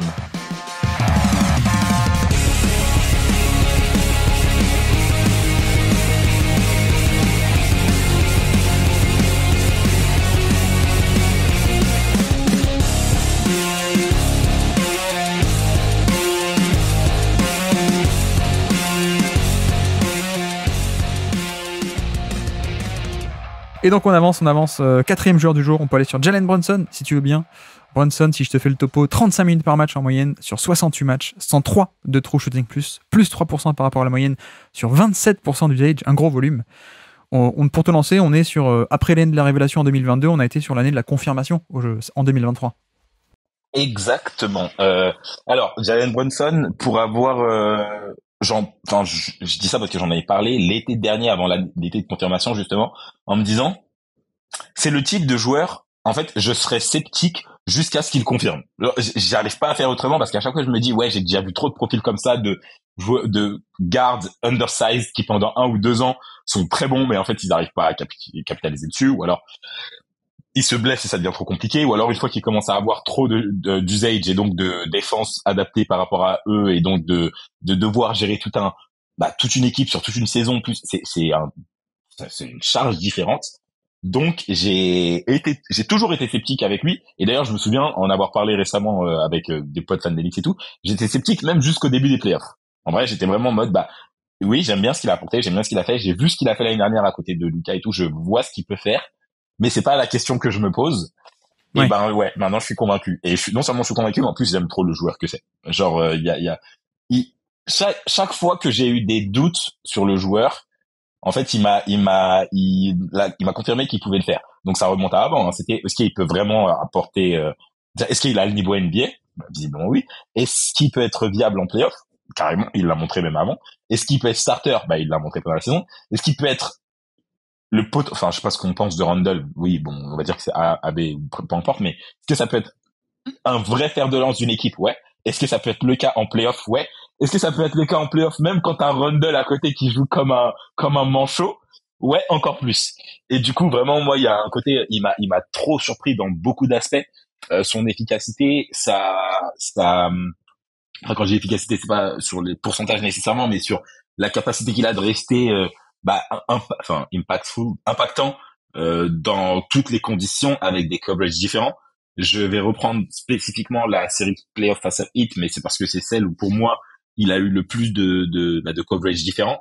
Désolé les Cavs, mais vous n'avez pas été capable de lui offrir un challenge à sa hauteur, donc je vais pas vous prendre un exemple. Mais voilà, il a eu un truc où il s'est retrouvé à devoir défendre sur Butler, à attaquer sur Butler, sur Bam, sur Caleb, en changeant avec des doubles, avec des trucs, avec des switches. Et en fait, à chaque fois, il a ce truc que j'aime beaucoup chez, je compare parce qu'ils jouaient ensemble avant, pas parce qu'ils jouent de la même manière, mais un peu avec Doncic où en fait, d'ailleurs même Kyrie a un peu ce truc-là, mais pas dans le même style, où il est jamais à court d'options.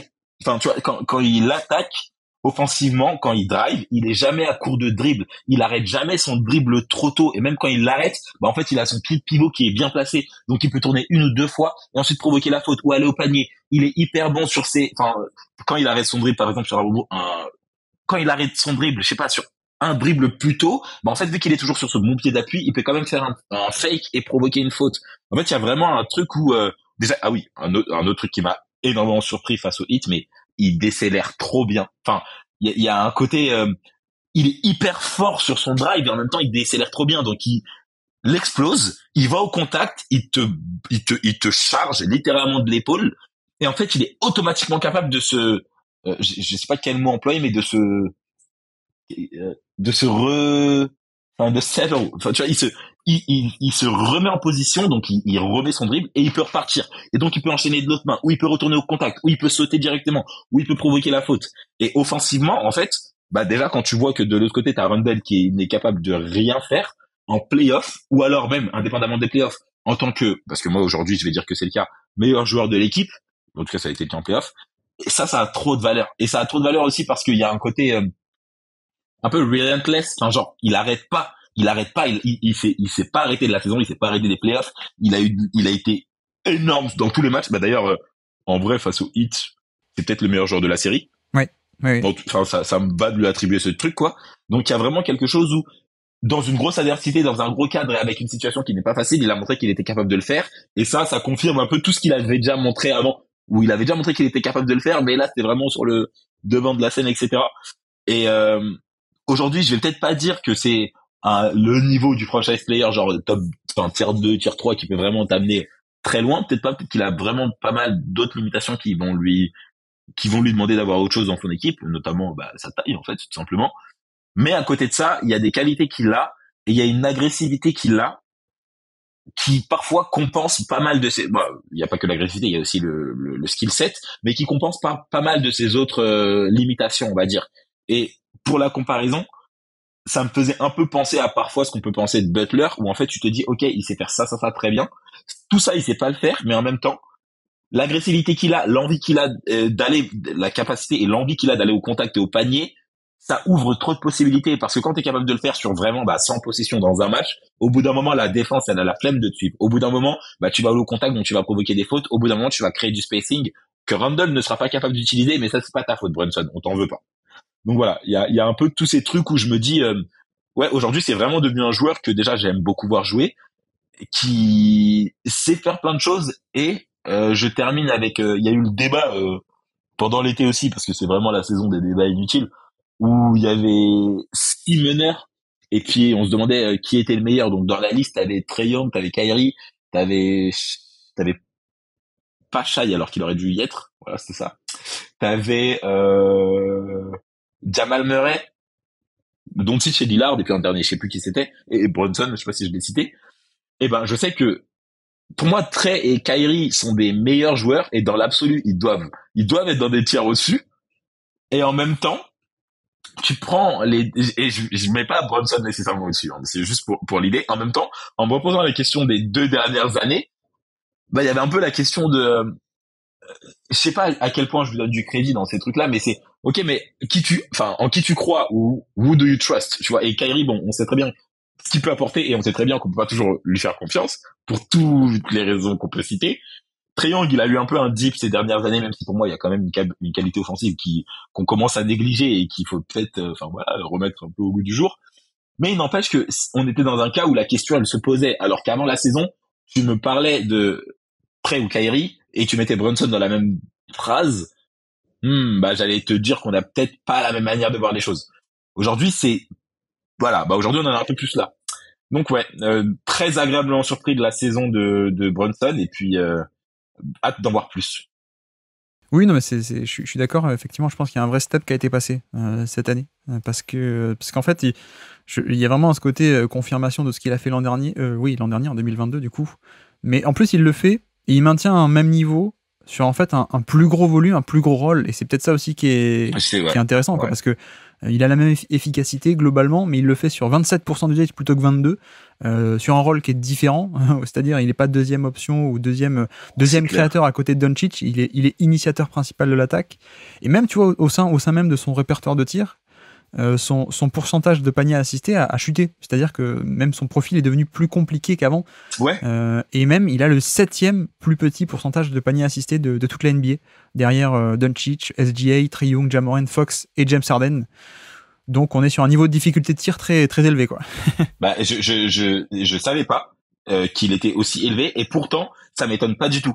Parce que tout ce que je disais tout à l'heure, justement, par rapport à sa décélération, par rapport à sa capacité d'aller au contact, de s'arrêter, trouver une option, en fait, ça lui offre une espèce de liberté qui est que quand ça va pas autour de lui, parce que c'est parfois le cas à cause de l'adresse de ceci, cela et tout, et ben, en fait, il a zéro difficulté à attaquer n'importe quel type de coverage en se disant, bah ouais, je vais trouver une solution. Et comme tu dis, il le fait sur un plus gros volume et plus gros volume, avec une production donc beaucoup plus élevée, et avec l'efficacité qui reste. Et ça, vraiment, je trouve que c'est un truc de fou. Enfin, ça, des joueurs qui augmentent de volume, ça arrive souvent parce que bah, ils prennent du grade et tout, qui augmentent en même temps en production. Déjà, c'est pas toujours le cas, mais qui augmentent en production en restant efficace. Ça, c'est toujours un truc qui m'a plus ou moins choqué parce que je trouve que c'est une folie. Enfin, tu prends plus de 3 points et en plus t'en mets plus. Ouais, ça c'est hyper impressionnant. Enfin, non, en prendre plus ou juste en mettre plus, c'est différent que de perdre les deux en devenant la première option, en ayant une couverture qui du coup est beaucoup plus adaptée à toi, qui nécessite une inventivité assez énorme. Et ça, c'est d'ailleurs un truc aussi, c'est vraiment juste pour le rendu visuel que j'aime beaucoup, mais tu vois, Kyrie, quand tu le vois jouer, tu vois qu'il a de l'inventivité, parce que tu vois comment il bouge, etc. Je trouve que Brunson, c'est pas l'image qu'on lui a donnée en premier, tu vois, on lui faisait vraiment, enfin, en tout cas, ça le représentait vachement en tant que undersized guard, mais qui a beaucoup de puissance. Mais vraiment, je trouve qu'il a une élégance et dans son jeu et une polyvalence qui est folle. Mais vraiment, j'ai trop d'admiration pour ces joueurs qui peuvent en permanence adapter leur dribble. C'est d'ailleurs pour ça que j'aime beaucoup Doncic. C'est d'ailleurs pour ça que j'aimais même plus Doncic que Harden. Je trouve qu'il le fait plus et que je commence à beaucoup aimer Brunson parce que vraiment il y a un truc de et je sais pas si c'est parce que je trouve que c'est un read and react de ouf couplé à un bon handle, mais vraiment en termes de joueur, ça développe énormément de choses et ça développe encore plus de choses quand t'es en première option parce que si t'as l'équipe qui suit, bah non seulement ton équipe elle reste toujours en mouvement, mais l'équipe en face elle a le devoir de toujours rester on edge, enfin de toujours rester à l'affût. Je compare deux équipes qui n'ont rien à voir, mais tu vois une équipe comme Golden State quand ils sont à fond et que tout bouge tout le temps, si t'arrêtes de défendre à la 15e seconde de possession, et ben t'inquiète que tu vas te faire allumer. Et ben je trouvais qu'on avait énormément ce problème, enfin quand on jouait face aux Knicks, et qu'il y a vachement eu ce truc avec Brunson où il va te mettre un shoot qui n'a pas de sens dans les 4 dernières secondes parce que toi t'es pas resté attentif, parce que t'es pas resté rigoureux jusqu'à la fin de possession. Et ça pour moi c'est vraiment une qualité dont les meilleurs joueurs d'une équipe ont besoin. Tu vois, il faut qu'ils soient capables jusqu'au bout d'une possession, à la fin d'un match, d'être capables de faire la possession qui fait la différence en la jouant jusqu'au bout. Et c'est pour ça que je parlais un peu d'agressivité. C'est pas juste pour faire un peu du ah oui, Mamba mentality, Butler mentality. C'est que en pratique sur le terrain, ça a trop de valeur, surtout dans les matchs qui ont beaucoup d'importance. Oui, non, mais je suis totalement d'accord. Il y a un côté créativité qui n'est pas flashy, mais qui est dans l'adaptabilité très subtil, mais tout aussi efficace, ouais, comme tu dis. Et un côté, il a un jeu tout en nuances, en hésitation, en dribble, de contrôle. C'est que des petits détails, mais il y a un maîtrise du tempo, je trouve notamment, qui est assez dingue dans les petits espaces, ouais. On est d'accord là-dessus. Et d'ailleurs, ça se voit pas mal, hein, parce qu'il est devenu initiateur principal de l'attaque. Et tu vois, tu regardes les chiffres un peu, quand il y a que lui qui gère l'attaque, ou alors quand il y a que Randle, on n'est pas du tout sur le même résultat, hein. L'offensive rating, quand il y a que Randle, c'est 117, et avec que Brunson, c'est à 123, ce qui déjà est plus que Randle, mais qui est surtout un très très haut score, hein. 123 d'offensive rating. Ah bah oui, non mais 123, on est sur quelque chose de très très solide, c'est clair. Ouais, c'est assez incroyable. Et en plus, il est arrivé avec le jeu de dribble et le jeu de création, la créativité un peu subtile, si on peut l'appeler comme ça, créativité subtile.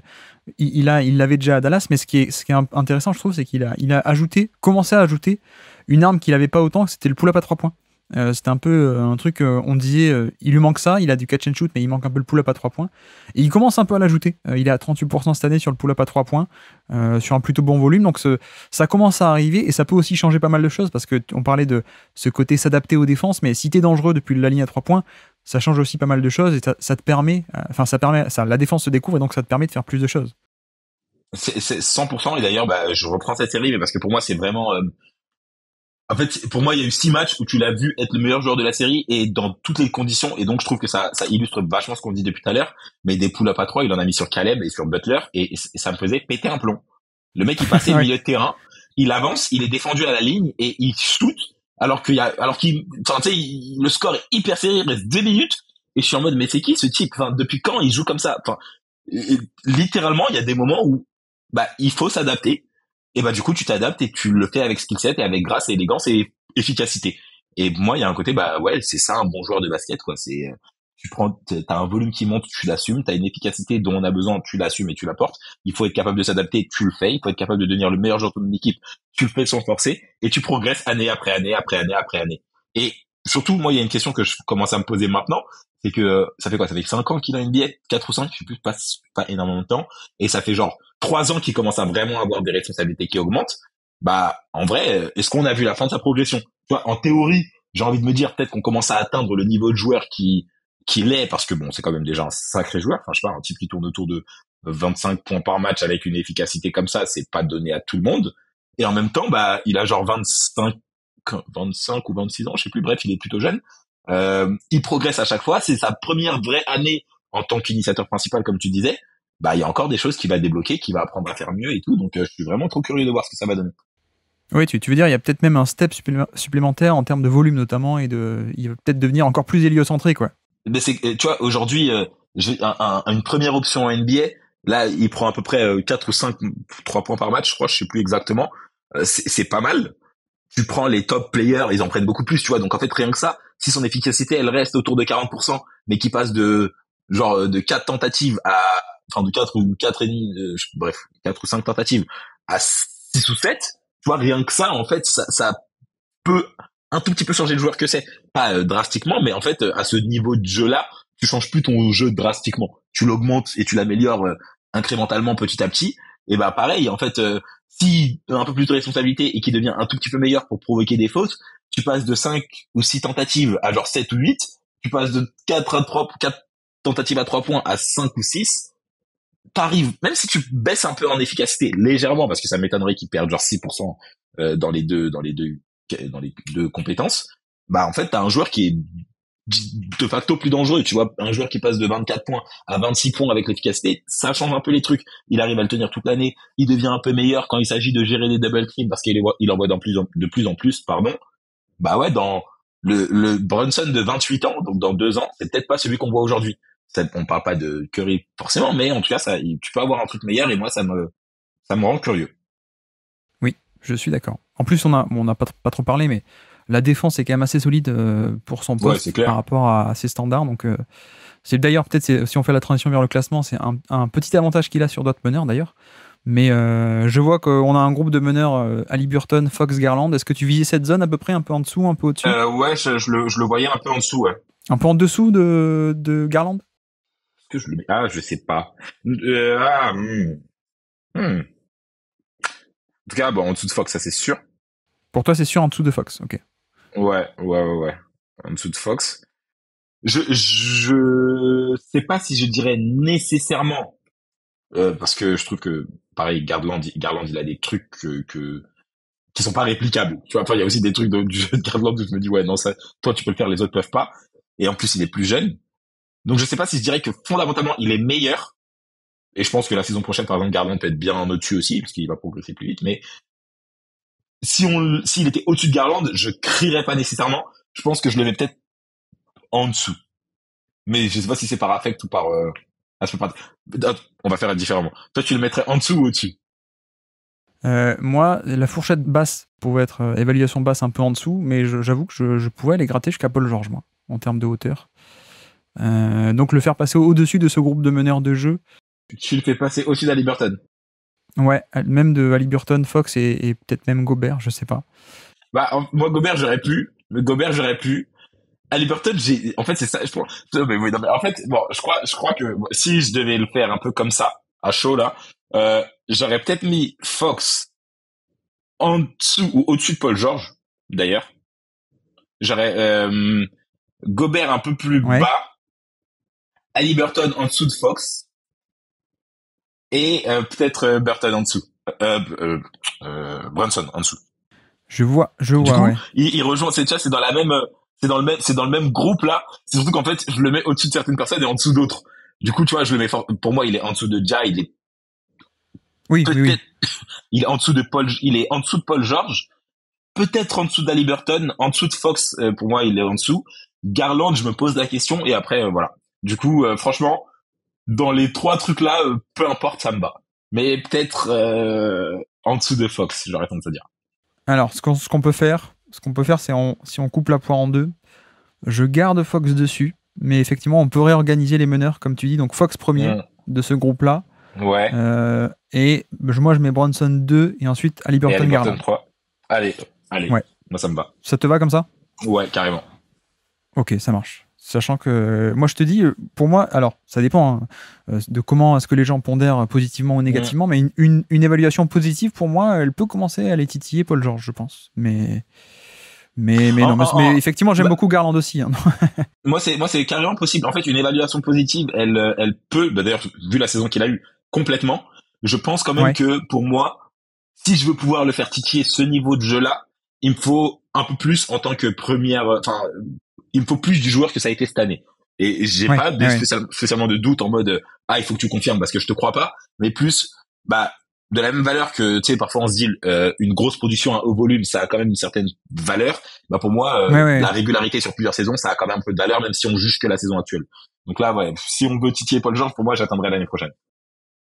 Non, non, mais ça me va parce qu'en plus, ça peut permettre de mettre Fox et Bronson qui sont bons défensivement au-dessus d'Haliburton qui est peut-être encore un peu Ouais, imparfait. Donc, un peu juste sur là-dessus, le ouais, c'est classement clair. me va. Très bien. On est autour de la 20e place. Et donc, petit quiz pour finir, pour notre ami Jalen Bronson. Nous sommes le 14 décembre 2022.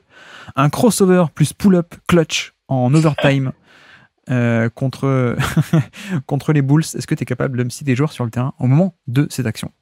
C'est en quelle date, ça? Enfin, c'est, enfin, 14 c'est quel, décembre. bon, bah, du coup, déjà, Rundle, j'imagine. Ouais. Bronson. Oui. Barrett. Non, pas Barrett, le remplaçant. Euh, je sais pas s'il y avait Quickly. Exactement. Mitchell Robinson. Oui, tout à fait. Et puis on a quelqu'un qui raconte des contes. Ah, Grimes. Exactement. Les contes de Grimes, Je comme l'aurais on pas dit en trouvé en plus, je Angleterre. crois, pour ça. Ah, ok, lourd. Et côté Chicago? En décembre, Caruso était là, je crois. Oui. Oui, C'est lui il qui veut se pas prend être le blessé. crossover, ouais. Ah, bah, tiens, génial, ça. Lavine, Oui. De Rosanne. Oui, tout à fait. Vooch, Oui. sur le terrain, je Et sais pas, Kobe White. non, pas Kobe White, plutôt un profil Non. défensif. Euh, Williams ou Green, je sais pas. Exactement. Un profil très Lequel? sympatoche. Ah oui, Très sympatoche Williams. ouais. Patrick Williams est sur le terrain, en effet.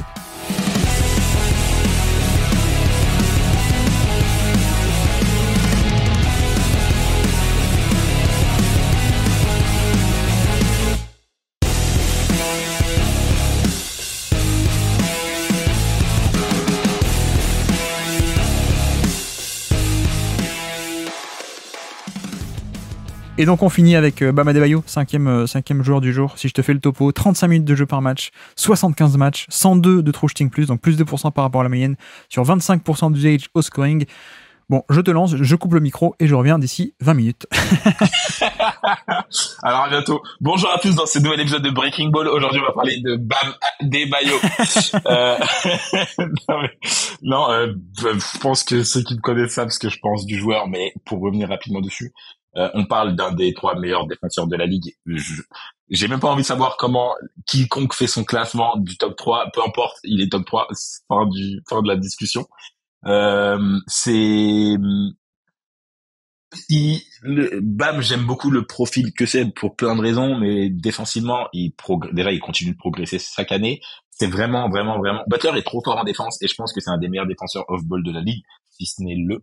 Mais Bam, ce qu'il apporte en termes de Enfin, on voit très bien comment même à l'époque où Klay Thompson était un top défenseur, la défense de Golden State, elle fonctionnait grâce à Green. Bah, aujourd'hui, la défense du Heat, elle fonctionne grâce à Bam. Elle fonctionne grâce à Bam pour trop de raisons. Un, parce que littéralement, et je sais qu'on a l'habitude de dire ça de plein de gens, mais Bam, il défend du poste 1 à 5 pour deux raisons. Un, parce qu'en pratique, il est souvent à l'extérieur. En fait, on le fait sortir pour qu'il... la défense du Heat, elle a souvent été basée sur le fait de limiter les pénétrations et d'empêcher les gens Ouais. d'arriver à l'arceau. Et donc forcément, bah pour ça, t'as besoin d'avoir tes meilleurs. C'est pour ça d'ailleurs qu'il y a parfois des trucs en zone. C'est pour ça parfois qu'on avait tous les grands extérieurs un peu, enfin les mecs à grande envergure un peu vers l'extérieur du style d'Eric Jones quand on l'avait à l'époque, Rick Larson quand on l'avait, Bam aussi naturellement. Donc il sort beaucoup. De fait, ça l'oblige à beaucoup switcher et à beaucoup défendre sur des petits, des gardes, etc. Donc en pratique, sachant qu'il se retrouve aussi très souvent à l'intérieur parce que c'est lui qui doit tenir les intérieurs, il défend des postes 1 à 5. Et le nombre de séquences que j'ai dans mon ordi, que je balance sur Twitter ou que j'ai tout le temps, où tu le vois vraiment lockdown un mec comme Curry, et après tu vas le voir lockdown un mec comme Kyrie, et puis après tu vas le voir lockdown en playoff un mec comme Giannis sur les matchs les plus importants, puis tu vas le voir défendre sur Tatum quand on joue face à Boston, puis tu vas le voir défendre sur Jokic, littéralement, bon, tu vas le voir essayer de défendre sur Jokic, on va dire plutôt. T'as littéralement l'archétype du mec qui est capable de défendre à un très haut niveau, parce que je dis il a essayé de défendre sur Jokic, mais il n'empêche qu'en termes d'efficacité globale, il a bien défendu sur Jokic. Tu vois, il a pas été mauvais sur Jokic, c'est juste que Jokic est trop fort et que l'équipe était très bonne, mais il est très bon sur Jokic, tout comme il est très bon sur Kyrie, tout comme il a été très bon en play. Enfin, il y a vraiment ce truc de tu peux défendre dans toutes les conditions et face à tout le monde. Il y a des moments où on lui a juste dit, bah ouais, en fait, tu dois rester sur Brook Lopez et le tenir, ou tu dois rester sur Giannis et le tenir, et il va faire que drive et surtout en permanence. Et là, tu dois gérer les dribbles de Kyrie. Bah, comme tu dis, c'est un des seuls vrais défenseurs qui défend vraiment de 1 à 5, et notamment dans les playoffs, il est passé de Jalen Brunson à Nikola Jokic, quoi. Exactement, tu vois, vraiment, on dit ça tout le temps quand tu vas avoir un mec qui peut défendre un 2 et un 4. Non, là, t'as vraiment quelqu'un qui non seulement sait le faire, le fait à top niveau et le fait tout le temps. Donc, il y a vraiment énormément de valeur là-dessus. Et surtout, il y a un truc que je me dis qui est paradoxal parce que t'as quand même des bons défenseurs à côté. Enfin, t'as pu avoir des bons défenseurs. Laurie, ça dépend de son âge. Caleb n'est pas trop mauvais, mais ça dépend aussi sur qui il est. Et puis à côté, tu dois quand même couvrir Hero, couvrir Strus, couvrir parfois justement Laurie. Et tu manquais de vrais secteurs intérieurs, donc t'as pas de taille. Tout ça pour dire que bam, tu le mets dans des bonnes conditions défensives. Donc ça veut dire si vraiment il y a de l'effectif qui mérite, j'ai envie de dire à côté, en défense, pour moi il serait encore meilleur. Tu vois, c'est un peu comme Giannis Antetokounmpo, il a eu défenseur de l'année et il est exceptionnel et c'est pas un sujet. Mais c'est aussi parce que grâce à Brook Lopez qui va gérer la raquette, bah Giannis tu peux le mettre dans son meilleur élément. Ouais. Aujourd'hui, bam, ça fait tellement d'années qu'on lui demande de colmater les trous qu'il est assez souvent peu dans son meilleur élément en fait. Il l'est par séquence, il l'est par moment, mais il n'est pas sur toute une saison, sur tout un match. Et malgré ça, il reste le défenseur que c'est aujourd'hui. Donc vraiment, là, moi, je peux pas avoir assez d'amélioratif sur sa défense. Pour moi, il est vraiment, vraiment, vraiment, vraiment trop fort. Offensivement, c'est là où on commence à voir les réelles limites pour moi. Bien sûr, tu vas avoir un sujet de taille en défense, mais en fait, ça, c'est un problème théorique. Je veux dire qu'en pratique, ça l'empêche pas de défendre parfaitement bien sur Giannis quand on est en playoff, de très bien... Embiid, parfois, il a du mal. Embiid lui pose des problèmes, mais de très bien défendre sur des gens qui sont beaucoup plus grands que lui, et de très bien défendre sur... Donc voilà, le sujet de la taille, c'est un débat théorique, mais en pratique, ça c'est pas le cas. Offensivement, par contre, c'est là où... en fait, c'est là où ça pêche, pas qu'il soit pas bon, parce qu'il a un usage qui, cette année, a dépassé le 20 de manière constante, je crois. Il me semble qu'il est aussi... à 20 points par match ou à 19, je sais plus. En tout cas, il avait dit qu'il visait le 20, enfin, il voulait être pas loin du 20-10-5 cette année. Je crois qu'il en a été pas si loin, mais un peu quand même. Il a dû être à 19, quelque chose. Si je dis pas de bêtises, j'ai plus les stats devant les yeux. Peut-être qu'il avait même le 20. Mais il a aussi cette capacité parfois à step up quand on en a besoin en playoff. Chose qu'il a pu faire quand Butler commençait à avoir des difficultés. Et, sa saison, en fait, il a pas eu une saison constante. Il a eu une saison en deux parties. Il a fait une première partie saison où vraiment il a été vraiment très bon. En mode, t'avais vraiment l'impression d'avoir passé le cap qu'on lui reprochait un peu les dernières années où, bam, il a souvent ce truc d'agressivité. En fait, vu qu'il vient d'un profil pas du tout première option, etc., bah, il a pris l'habitude d'être juste un rim runner, etc. Sauf que maintenant, on lui demande, bah, déjà, de scorer plus, de beaucoup créer. Enfin, voilà, il porte beaucoup le ballon. Donc les années précédentes, c'était souvent avec des dribble and off, avec Duncan Robinson notamment. Mais maintenant, on lui demande beaucoup plus de porter le ballon, notamment par exemple cette année en playoff quand on a joué face aux Bucks et même face à Boston. Il y a des séquences où en fait c'est lui qui menait le jeu parce qu'il y avait besoin de changer un peu les choses et donc c'est lui qui allait monter la balle avec Butler à l'intérieur. Et donc t'as 2-3 séquences où c'est lui qui fait un peu des pocket passes ou des passes vraiment très précises à n'importe qui est à l'intérieur à ce moment-là pour pouvoir le servir. Donc il y a des capacités là-dessus aussi. Euh, et on lui demande de plus en plus de ça. En deuxième partie de saison, il a perdu de son agressivité, il a perdu en pas mal de choses. Mais vu qu'il avait eu un très bon début d'année, grosso modo, et qui s'est rattrapé sur la fin, ça fait une année plus ou moins constante statistiquement où tu vois qu'il progresse dans pas mal d'aspects. Il prend toujours pas de 3 points parce que ça c'est pas tant un sujet, mais il a beaucoup progressé à l'adresse au lancer franc, même s'il en prend pas assez. Il a perdu un assist parce qu'il fait moins de dribble and off avec Duncan Robinson, mais en même temps, il assiste plus à d'autres personnes de l'équipe. Donc il y a aussi ce Oui. truc-là qu'on retrouve. Et il prend plus de shoots. Donc ça, c'est même si on n'est toujours pas un mec qui va en prendre 20 par match, chaque année là-dessus, ça va pas assez vite parce que les fans se frustrent et tout. D'accord, oui, on a envie qu'ils en prennent plus et tout, mais en même temps, faut respecter l'évolution d'un joueur entre guillemets, même si moi aussi j'en suis le premier frustré. Donc ça reste un joueur qui chaque année prend 1 ou 2 shoots de plus en essayant de conserver plus ou moins son efficacité et en conservant sa défense. Donc voilà, ça en fait un joueur assez intéressant. Et juste pour terminer sur son passing, je sais plus si c'est avec toi qu'on en avait parlé, qu'on avait eu ce débat il y a un moment, mais Bam, pour moi, ça a toujours plus ou moins été un bon passeur. Genre, il fait des Oui. bonnes passes. Oui, il sait faire des bonnes passes et il en tentait. Mais c'était pas nécessairement un playmaker. Enfin, je veux dire, il y a une différence fondamentale entre un mec, et je parle même pas en termes du volume et du niveau de jeu qu'ils ont, mais un mec comme Jokic, c'est pas juste un bon passeur, c'est que c'est un bon créateur, il sait faire la passe qu'il faut au moment où il faut, il va libérer les choses et tout. Bam, il avait pas encore vraiment ce truc-là. Et d'ailleurs, il l'a toujours pas complètement. C'est un bon passeur, il sait faire des bonnes passes à Duncan Robinson. Il a pu très bien servir ses coéquipiers cette année quand on était en saison régulière ou surtout en playoff quand on a fait de lui le créateur principal. Cette année, on voit de plus en plus de petits flashs où il est vraiment playmaker parce qu'il a pas le choix. Spoelstra va lui mettre balle en main sur un inbound et il va lui dire bah tu montes la balle et tu dois faire quelque chose. Là, forcément, tu peux pas faire juste une bonne passe. Tu dois créer le jeu, tu dois savoir d'où les écrans vont venir, d'où la défense va arriver, etc. Et donc ça, on commence à le voir plus. J'espère qu'on le verra encore un peu plus l'année prochaine. Mais voilà, ça c'est pour moi c'est une qualité du joueur qu'on commence à voir un peu plus et qui compense un petit peu le fait que sur l'agressivité et parfois sur l'efficacité ou sur le mid-range, bah ça puisse être en dents de scie. Donc voilà. Oui. Non, mais effectivement, moi, j'aime beaucoup ce côté un peu plaque tournante de l'équipe, à défaut, comme tu dis, d'avoir une créativité de passing où c'est lui seul qui va, c'est sa passe qui va faire la différence, mais en tout cas, c'est un peu un point, une plaque tournante, un peu en un sens de l'attaque de Miami, et c'est plus un bon décisionnaire, comme tu dis, qu'un créatif incroyable. Voilà, c'est ça. Ouais, d'accord. Mais tu vois, moi, presque, en fait, ce que j'aime le moins chez lui, c'est son scoring en fait. C'est c'est le fait que il est capable de punir, et ça j'adore quand il est capable de punir des mismatchs ou des switches ou des trucs comme ça, qu'il a un peu un petit pull-up, enfin pas pull-up, un petit tir à mi-distance sur éventuellement des pick and pop.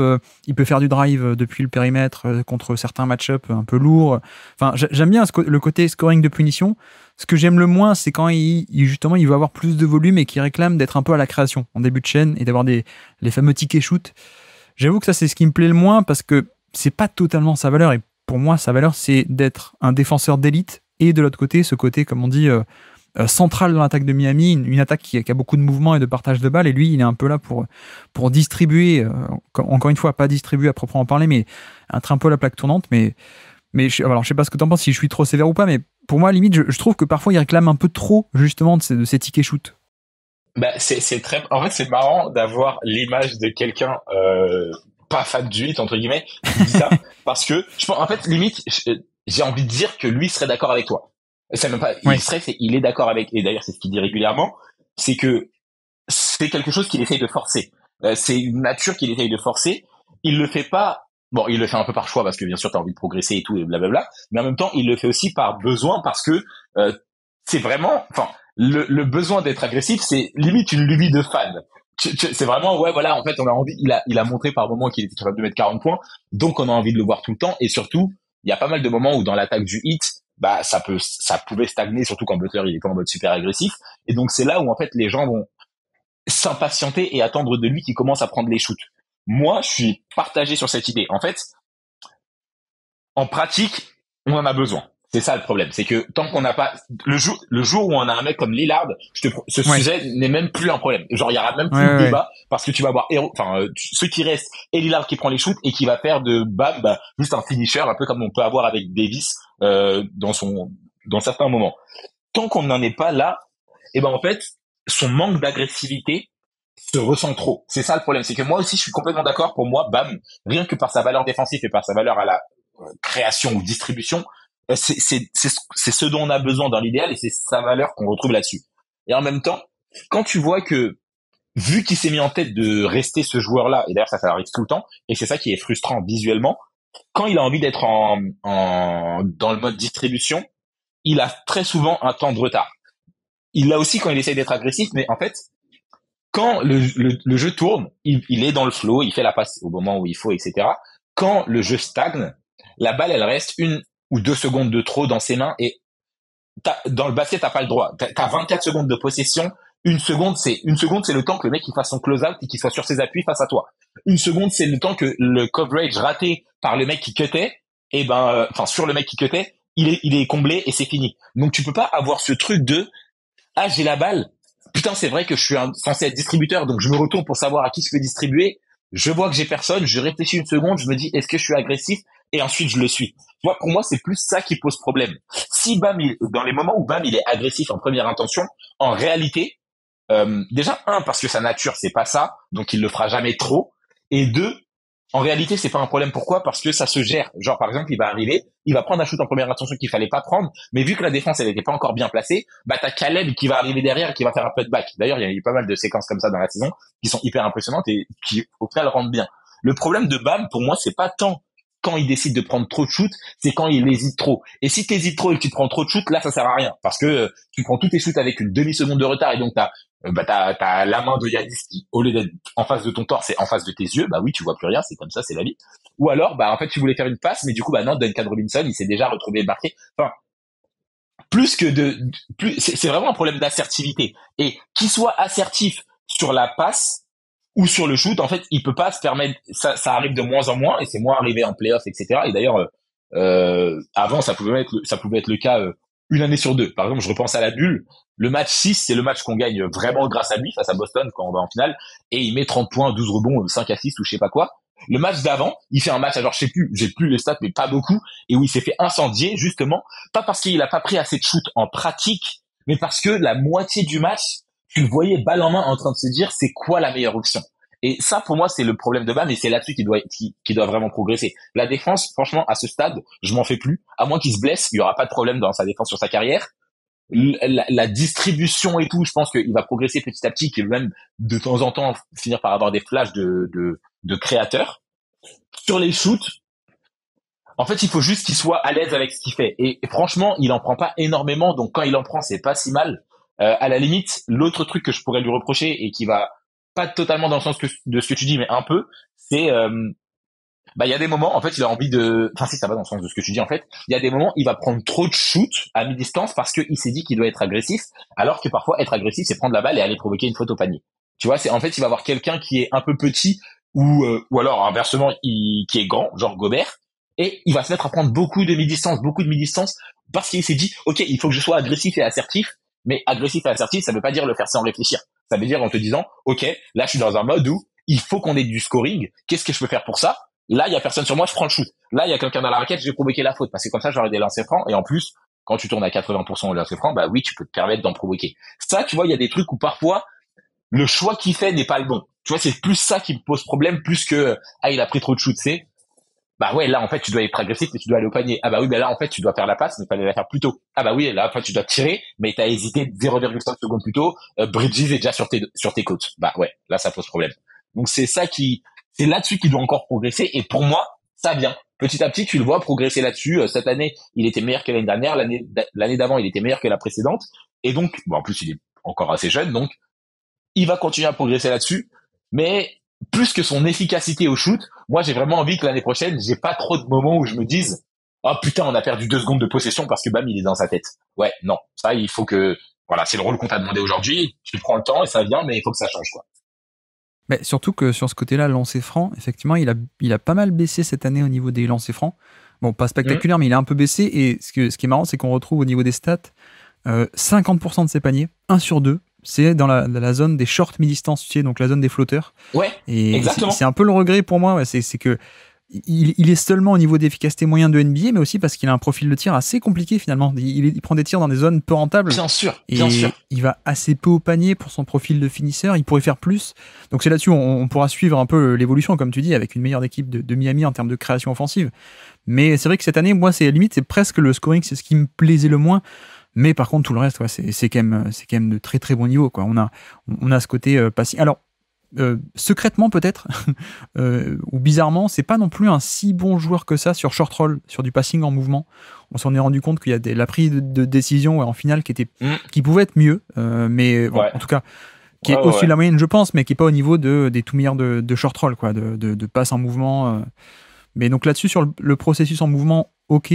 Mais non, mais le côté passing et le côté défense, c'est vrai qu'on l'a pas trop développé non plus. Enfin, tu l'as fait tout de même, mais moi, ce que j'aime beaucoup, c'est que il a quand même je pense qu'il est moins bon protecteur de panier que certains. Mais sa vraie force, c'est le côté polyvalence, tu vois. Je pense que Jaren Jackson est un meilleur protecteur de panier. Mais par contre, Adebayo a une polyvalence qui est assez incroyable, et c'est littéralement la clé de voûte de cette défense de Miami qui switch partout, qui est extrêmement dynamique, qui est aussi d'ailleurs avec des schémas un peu plus complexes que la majorité des autres équipes, avec parfois un peu de zone, parfois un peu des responsabilités qui se passent off-ball ou des trucs comme ça. Et c'est vrai que là-dessus, il a un peu cette double carte, un peu comme Draymond pour moi. Il peut switcher, mais en gardant des qualités de gros, entre guillemets. C'est-à-dire que tu vas pratiquer du switch, mais tu vas quand même pas souffrir au niveau des lancers francs concédés, de la protection du panier et des rebonds. 100% d'accord. Et même sur ce que tu dis pas, ouais, pour moi, il est meilleur, il est moins bon protecteur de cercle que tous les mecs de son, enfin bon, peut-être pas Green. Non, je pense qu'il est meilleur protecteur de panier que Green, mais il est en dessous de Gobert, il est en dessous de Jaren Jackson, etc. Et en même temps, il est plus légèrement en dessous d'eux. Par contre, il est bien meilleur quand il s'agit, de switcher sur vu comment Jaren Jackson, par exemple, prend des fautes tout le temps, tu le mets sur Kyrie, il joue 12 minutes, quoi. Bam, tu peux le mettre sur Kyrie tout un match parce que tu sais que t'as ce truc-là, tout comme Draymond, tu peux le faire switcher n'importe où, le mettre en électron libre, le mettre en free safety pour qu'il vienne cover, etc. Enfin, pareil, tu vois, il a aussi une capacité, et je pense que il prend moins. Bon, après, c'est normal, tu vieillis et tout, mais il prend pas beaucoup de fautes bêtes. Tu vois, c'est peut-être aussi le fait qu'il soit souvent à l'extérieur, donc en fait, il est moins à sauter sur des fautes et tout, mais il est moins bon protecteur de panier.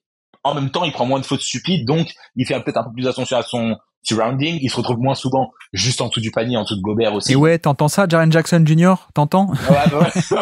Non, mais littéralement, en vrai, genre, je dis ça parce qu'en comparant leurs deux profils défensifs, Jaren Jackson est incroyable défensivement, il est trop fort, il a des qualités de fou, et en même temps, Bam a une maturité déjà sur ce côté-là qui pour moi le rend simplement meilleur. Bon, une maturité et une polyvalence que tu viens de décrire bien sûr, mais qui pour moi le rend le truc. C'est un niveau au-dessus, quoi. Il y a une approche du jeu qui est peut-être, j'allais dire peut-être moins talentueuse, mais en vrai je suis pas d'accord. Pour moi, être aussi polyvalent comme ça, c'est un talent de fou, qui est peut-être moins flashy sur le moment, tu vois, quand Jared va envoyer un bloc de fou et tout, encore que Bam a certains blocs assez iconiques dont on a pas mal entendu parler, mais ouais, moi il y a une maturité, une assise et une polyvalence qui est énorme et qui fait de lui un défenseur hors pair. Et surtout, même quand tu le mets en protecteur de cercle, certes il a pas le niveau de Gobert ou de Jared Jackson, mais en fait ça reste un très si tu peux le mettre face à des Embiid, bon, sur lesquels il a du mal, mais le faire tenir aussi face à un peu n'importe qui, quoi, avec plus ou moins de réussite, c'est que voilà, c'est pas un problème de l'avoir à cet endroit-là. T'aimerais bien avoir un Brook Lopez derrière pour qu'il puisse vraiment exister comme il a envie d'exister, mais c'est pas une tare d'avoir Bam en protecteur d'arceau, quoi. Donc même là-dessus, il s'en sort bien. D'accord, donc vous allez avoir Butler, Bam Adebayo, vous allez rajouter Lillard, mais tu veux aussi Brook Lopez, mais c'est... alors, il y a quelque chose à faire avec moi, c'est qu'en fait, j'aimerais bien avoir tous les bons joueurs. On me dit que c'est pas possible, qu'il y a des trucs de salary cap, etc. Brook, moi je dis juste, si tu veux un peu de soleil, un peu de taxe d'évasion fiscale, franchement, Miami c'est pas mal, il y a de la bonne nourriture, il y a des trucs. Il y a des trucs. Le salary cap, tu fais comme les Lakers. Tu payes une certaine somme à Austin Reeves, après tu le payes derrière au Black, quoi. Exactement. Après, tu fais les restes. Et bah, franchement, moi, je pense qu'il y a un truc à faire. Mais blague à part, je parle de Brook Lopez parce que souvent, je me suis dit, Brook Lopez, Miles Turner ou n'importe qui d'ailleurs, hein, que, ah oui, ça permettrait vraiment à tout le monde de voir le défenseur que Bam est aujourd'hui. Tout simplement. Ouais. Et donc classement, où est-ce qu'on l'imagine? Bah, moi, je le vois assez, pour l'instant, en tout cas, je le vois assez aisément au-dessus de Jaren Jackson et de Draymond Green. Donc, je crois que pour l'instant, je l'avais en dessous de LeBron. Ouais. Oui, par rapport, en plus, tu disais que LeBron James pouvait monter, donc c'est vrai que ça me paraît la place idéale. Moi, pour l'instant, moi, je l'ai au-dessus parce qu'aujourd'hui, Jaren Jackson, bah, pour moi, Bam est tout simplement meilleur. Il y a des mecs comme Harden, Kyrie, Trae Young, Donovan, etc., où, à la limite, on pourrait discuter en termes de profil, qui est le meilleur, qui est pas le meilleur, mais dans l'impact qu'ils ont ces années-là, dans ce qu'ils apportent, dans leur régularité, polyvalence et tout, bah, pour moi, Bam les allume tous, que ça soit en playoff ou en saison régulière. Donc ouais, aujourd'hui, je pense que c'est plus trop je le lave tout de suite dans la liste. Pour moi, il est juste en dessous de LeBron. Donc au-dessus de Draymond et de Jaren Jackson. Je pense que, honnêtement, Jaren Jackson, le problème, c'est le minutage aussi. Hein. Bah, forcément, tu joues quasiment 10 minutes de moins que Bam Adebayo. C'est aussi ça son mais c'est ça. Il prend des fautes toutes les 2 minutes. On peut pas, il abuse. Il veut pas. Non, mais effectivement, pour moi, c'est là-dessus où Bam Adebayo est un peu plus intéressant, même s'il n'a pas le côté rim protection et spacing de Jaren Jackson, mais il joue plus, donc ça s'entend. Et Draymond Green, moi, je trouve Draymond Green meilleur défensivement. Mais je pense qu'il y a moins de compromis offensifs avec Bam Adebayo. Ah, c'est clair. Il y a plus de scoring, il y a beaucoup moins de pertes de balles, il y a le passing, donc ouais. Et tu vois, même je sais pas si je m'enflamme, mais je me demande si presque la fourchette haute, alors on va le mettre là hein, pour l'instant, on le met entre LeBron et Draymond Green, mais on pourrait argumenter presque aller titiller Shai Gilgeous-Alexander. Pour moi, ça serait pas déconnant parce que je donne à ce point d'importance à la défense. Ah, mais je suis assez d'accord. Hein. Enfin, bon, je mets peut-être Shai encore. Enfin, je mets Shai au-dessus. Non, je pense que je mets Shai au-dessus, tout en étant complètement d'accord. Et le premier, le deuxième avec toi en tout cas, à mettre la défense aussi haut. Et c'est d'ailleurs pour ça que j'ai aucun problème à le mettre devant Draymond, par exemple. Tu vois, j'ai vraiment ce truc de. Bah oui, j'entends. Non, à mettre même devant tous ceux qui sont un peu en dessous là, les Donovan et tout. Dans l'apport offensif, oui, ils sont capables de faire plus de choses. Encore que, et ça c'est un truc à garder pour moi en tête, c'est que malgré que certains joueurs soient meilleurs offensivement en dessous, en pratique, dans l'apport de Bam, il fait plus ou moins similaire. Pas avec les Donovan et tout, bien sûr, mais ça, ouais. En fait, il t'apporte quand même 20 points par match, 5 assists par match, avec une efficacité pas catastrophique non plus. Donc en pratique, en termes de production, il fait la même chose. Après, peut-être qu'il est pas capable de faire 2-3 crossovers, step back à 3 points. Ok, certes. Mais en tout cas, t'as un mec à 20 points, 5 assists par match, ça a de la valeur. Et sur la défense, pardon. Donc, aujourd'hui, franchement, entre lui et Draymond, pour moi, c'est kiff-kiff. Je pense que pour moi, Bam est peut-être un meilleur défenseur que Draymond aujourd'hui, mais c'est vraiment kiff-kiff et sur tout ce qu'il a fait, Draymond est évidemment meilleur. Que Jaren Jackson, pour moi, vraiment, Bam est meilleur. Genre, c'est pareil, c'est kiff-kiff et j'entends que la protection d'arceau, ça soit pas la même, mais si tu prends 4 fautes par match, t'es un meilleur protecteur d'arceau, mais qu'en même temps, en protégeant l'arceau, tu prends 3 fautes à chaque fois, que t'en prends une deuxième et que finalement, tu joues 10 minutes de moins. Qu'en face, t'as un mec qui est capable littéralement de défendre 1 à 5, qui le fait un peu moins bien sur les 5, mais qui le fait carrément mieux, sur le 1 et le 2, et peut-être même le 3 et le 4 d'ailleurs. Hein oui. Du coup, ça fait que moi, je donne l'avantage mais pareil, c'est léger, c'est parce que je titille, et que pour le coup, pour moi, la différence avec Jaren, elle se fait surtout sur 1, la maturité, 2, l'expérience, 3, le côté offensif. Oui, Jaren, il a beaucoup de spacing, mais je veux dire, Miles Turner aussi, il a du spacing, et pour autant, c'est pas le joueur qui l'avait, quoi. Donc, c'est vrai. Non, mais effectivement, si Jaren Jackson jouait aussi 35 minutes par match, il y aurait peut-être un débat sympathique, mais comme c'est pas le cas, pour moi, c'est un peu automatique. Ouais. Aujourd'hui, franchement, ouais, c'est voilà. Donc ouais, en tout cas, pour l'instant, je l'ai en dessous de LeBron. Non, on peut le mettre là, ouais. Donc du coup, 13e pour l'instant, entre LeBron James et Draymond Green. Ça me va très bien. On peut le mettre par là. Avec, comme on dit, une fourchette haute qui peut aller gratter de 2-3 places de plus, mais on peut le laisser là pour l'instant. Et effectivement, oui, on ne classe pas selon qui a le meilleur skill set individuel, parce que sinon, Mitchell est devant ou des joueurs comme ça. C'est clair. C'est au niveau de l'impact, et au niveau de l'impact, c'est vrai que tu peux mettre moins de points, mais avoir plus d'impact parce que la défense au panier est intéressante. J'allais dire, je crois que justement, je parlais au début du podcast des tiers, je crois que Bam est mon premier joueur du tiers 3. Tu vois, LeBron, justement, je sais pas si c'est mon dernier, mais en tout cas, il est dans mon tier 2. Ouais. Mais une séparation, ouais. Ouais, voilà. En Mm. tout cas, c'est pour ça que je le mets juste en dessous en me disant, ouais, il y a quand même une sacrée différence, mais je peux pas le mettre plus bas en dessous des autres, quoi. Donc, ouais. Non, je suis d'accord. Je suis tout à fait d'accord. Et donc, petit quiz pour terminer. Nous sommes le Ouais. 13 novembre 2022. Là, t'as intérêt à faire un sans faute. Hein. 13 novembre. Ouais, là, il faut que je l'ai, C'est là. un poster dunk sur Kelly Oubre. Est-ce que t'es capable de me citer des joueurs sur le terrain au moment de ce poster dunk? Attends, tu sais que je crois que juste vérifié un truc, mais je crois que j'ai les screens du dunk quelque part sur mon téléphone. Attends. Ah, mais tu vas pas tricher là, du coup. Non, pas pour ça, sinon je réfléchis. Bon, en tout cas, pour Miami, bon, bam, 13 novembre, je sais pas si Laurie était là, Butler, Oui. comment il s'appelle l'autre là, le petit là, Hero. Non, pas héros. Non. Il est pas sur le terrain, il est blessé ou alors il est hors du terrain, Il n'est pas sur le terrain. Il est pas sur le terrain au moment de l'action, peut-être juste. Ok.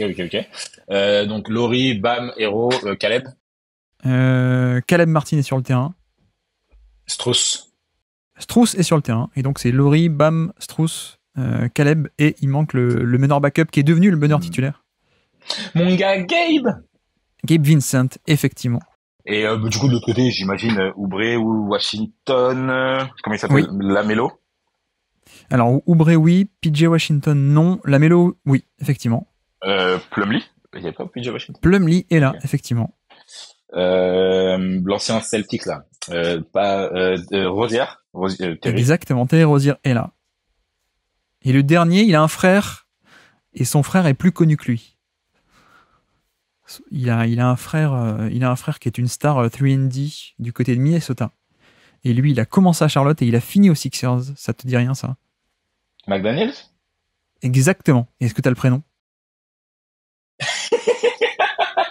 C'est lequel des deux?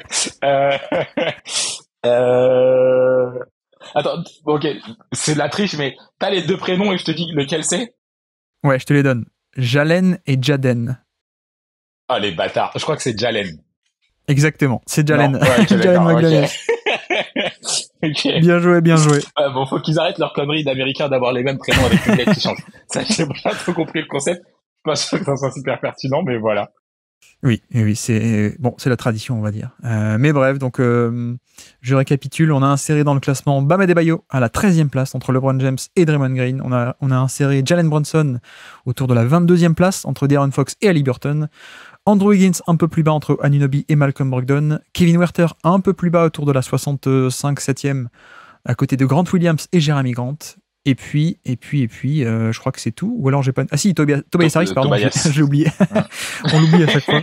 Là, forcément, après on s'est pas fait remarquer. Tobias Harris autour de la 83e place. Eh bien, voilà pour la QI du jour. Et merci beaucoup, Sam, d'être venu sur le Basket Lab. Eh bien, ce fut un plaisir et je promets que la prochaine fois, ça sera moins compliqué. Ce que je ferais, c'est que vraiment, je me mettrais des maxi créneaux et je dirais, voilà, là, je suis en réunion avec un client. Voilà, désolé, je peux pas faire autrement. Et comme ça sera plus simple. Non, mais merci pour l'invitation, c'était vraiment très très cool.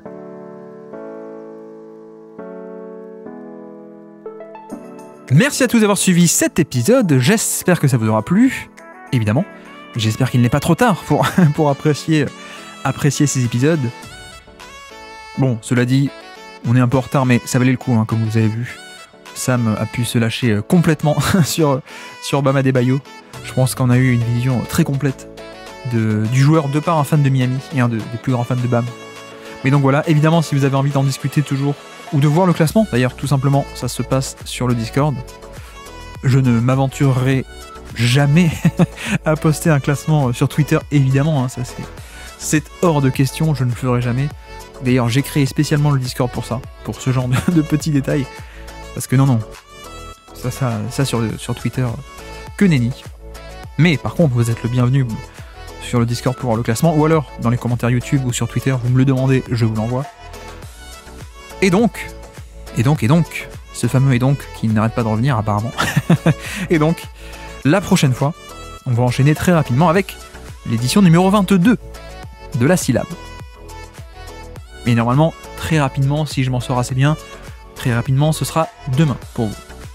Si je dis pas de bêtises, ainsi, pour ne plus dire donc, mais ainsi, le prochain numéro du Basket Lab, pour vous, la syllabe, numéro 22. Et donc, sur ce, je vous remercie une nouvelle fois de nous avoir écouté jusqu'au bout. Un grand merci à Sam d'être passé sur le Basket Lab, même si c'était dur de l'avoir. Et moi, je vous dis à très bientôt. Ciao.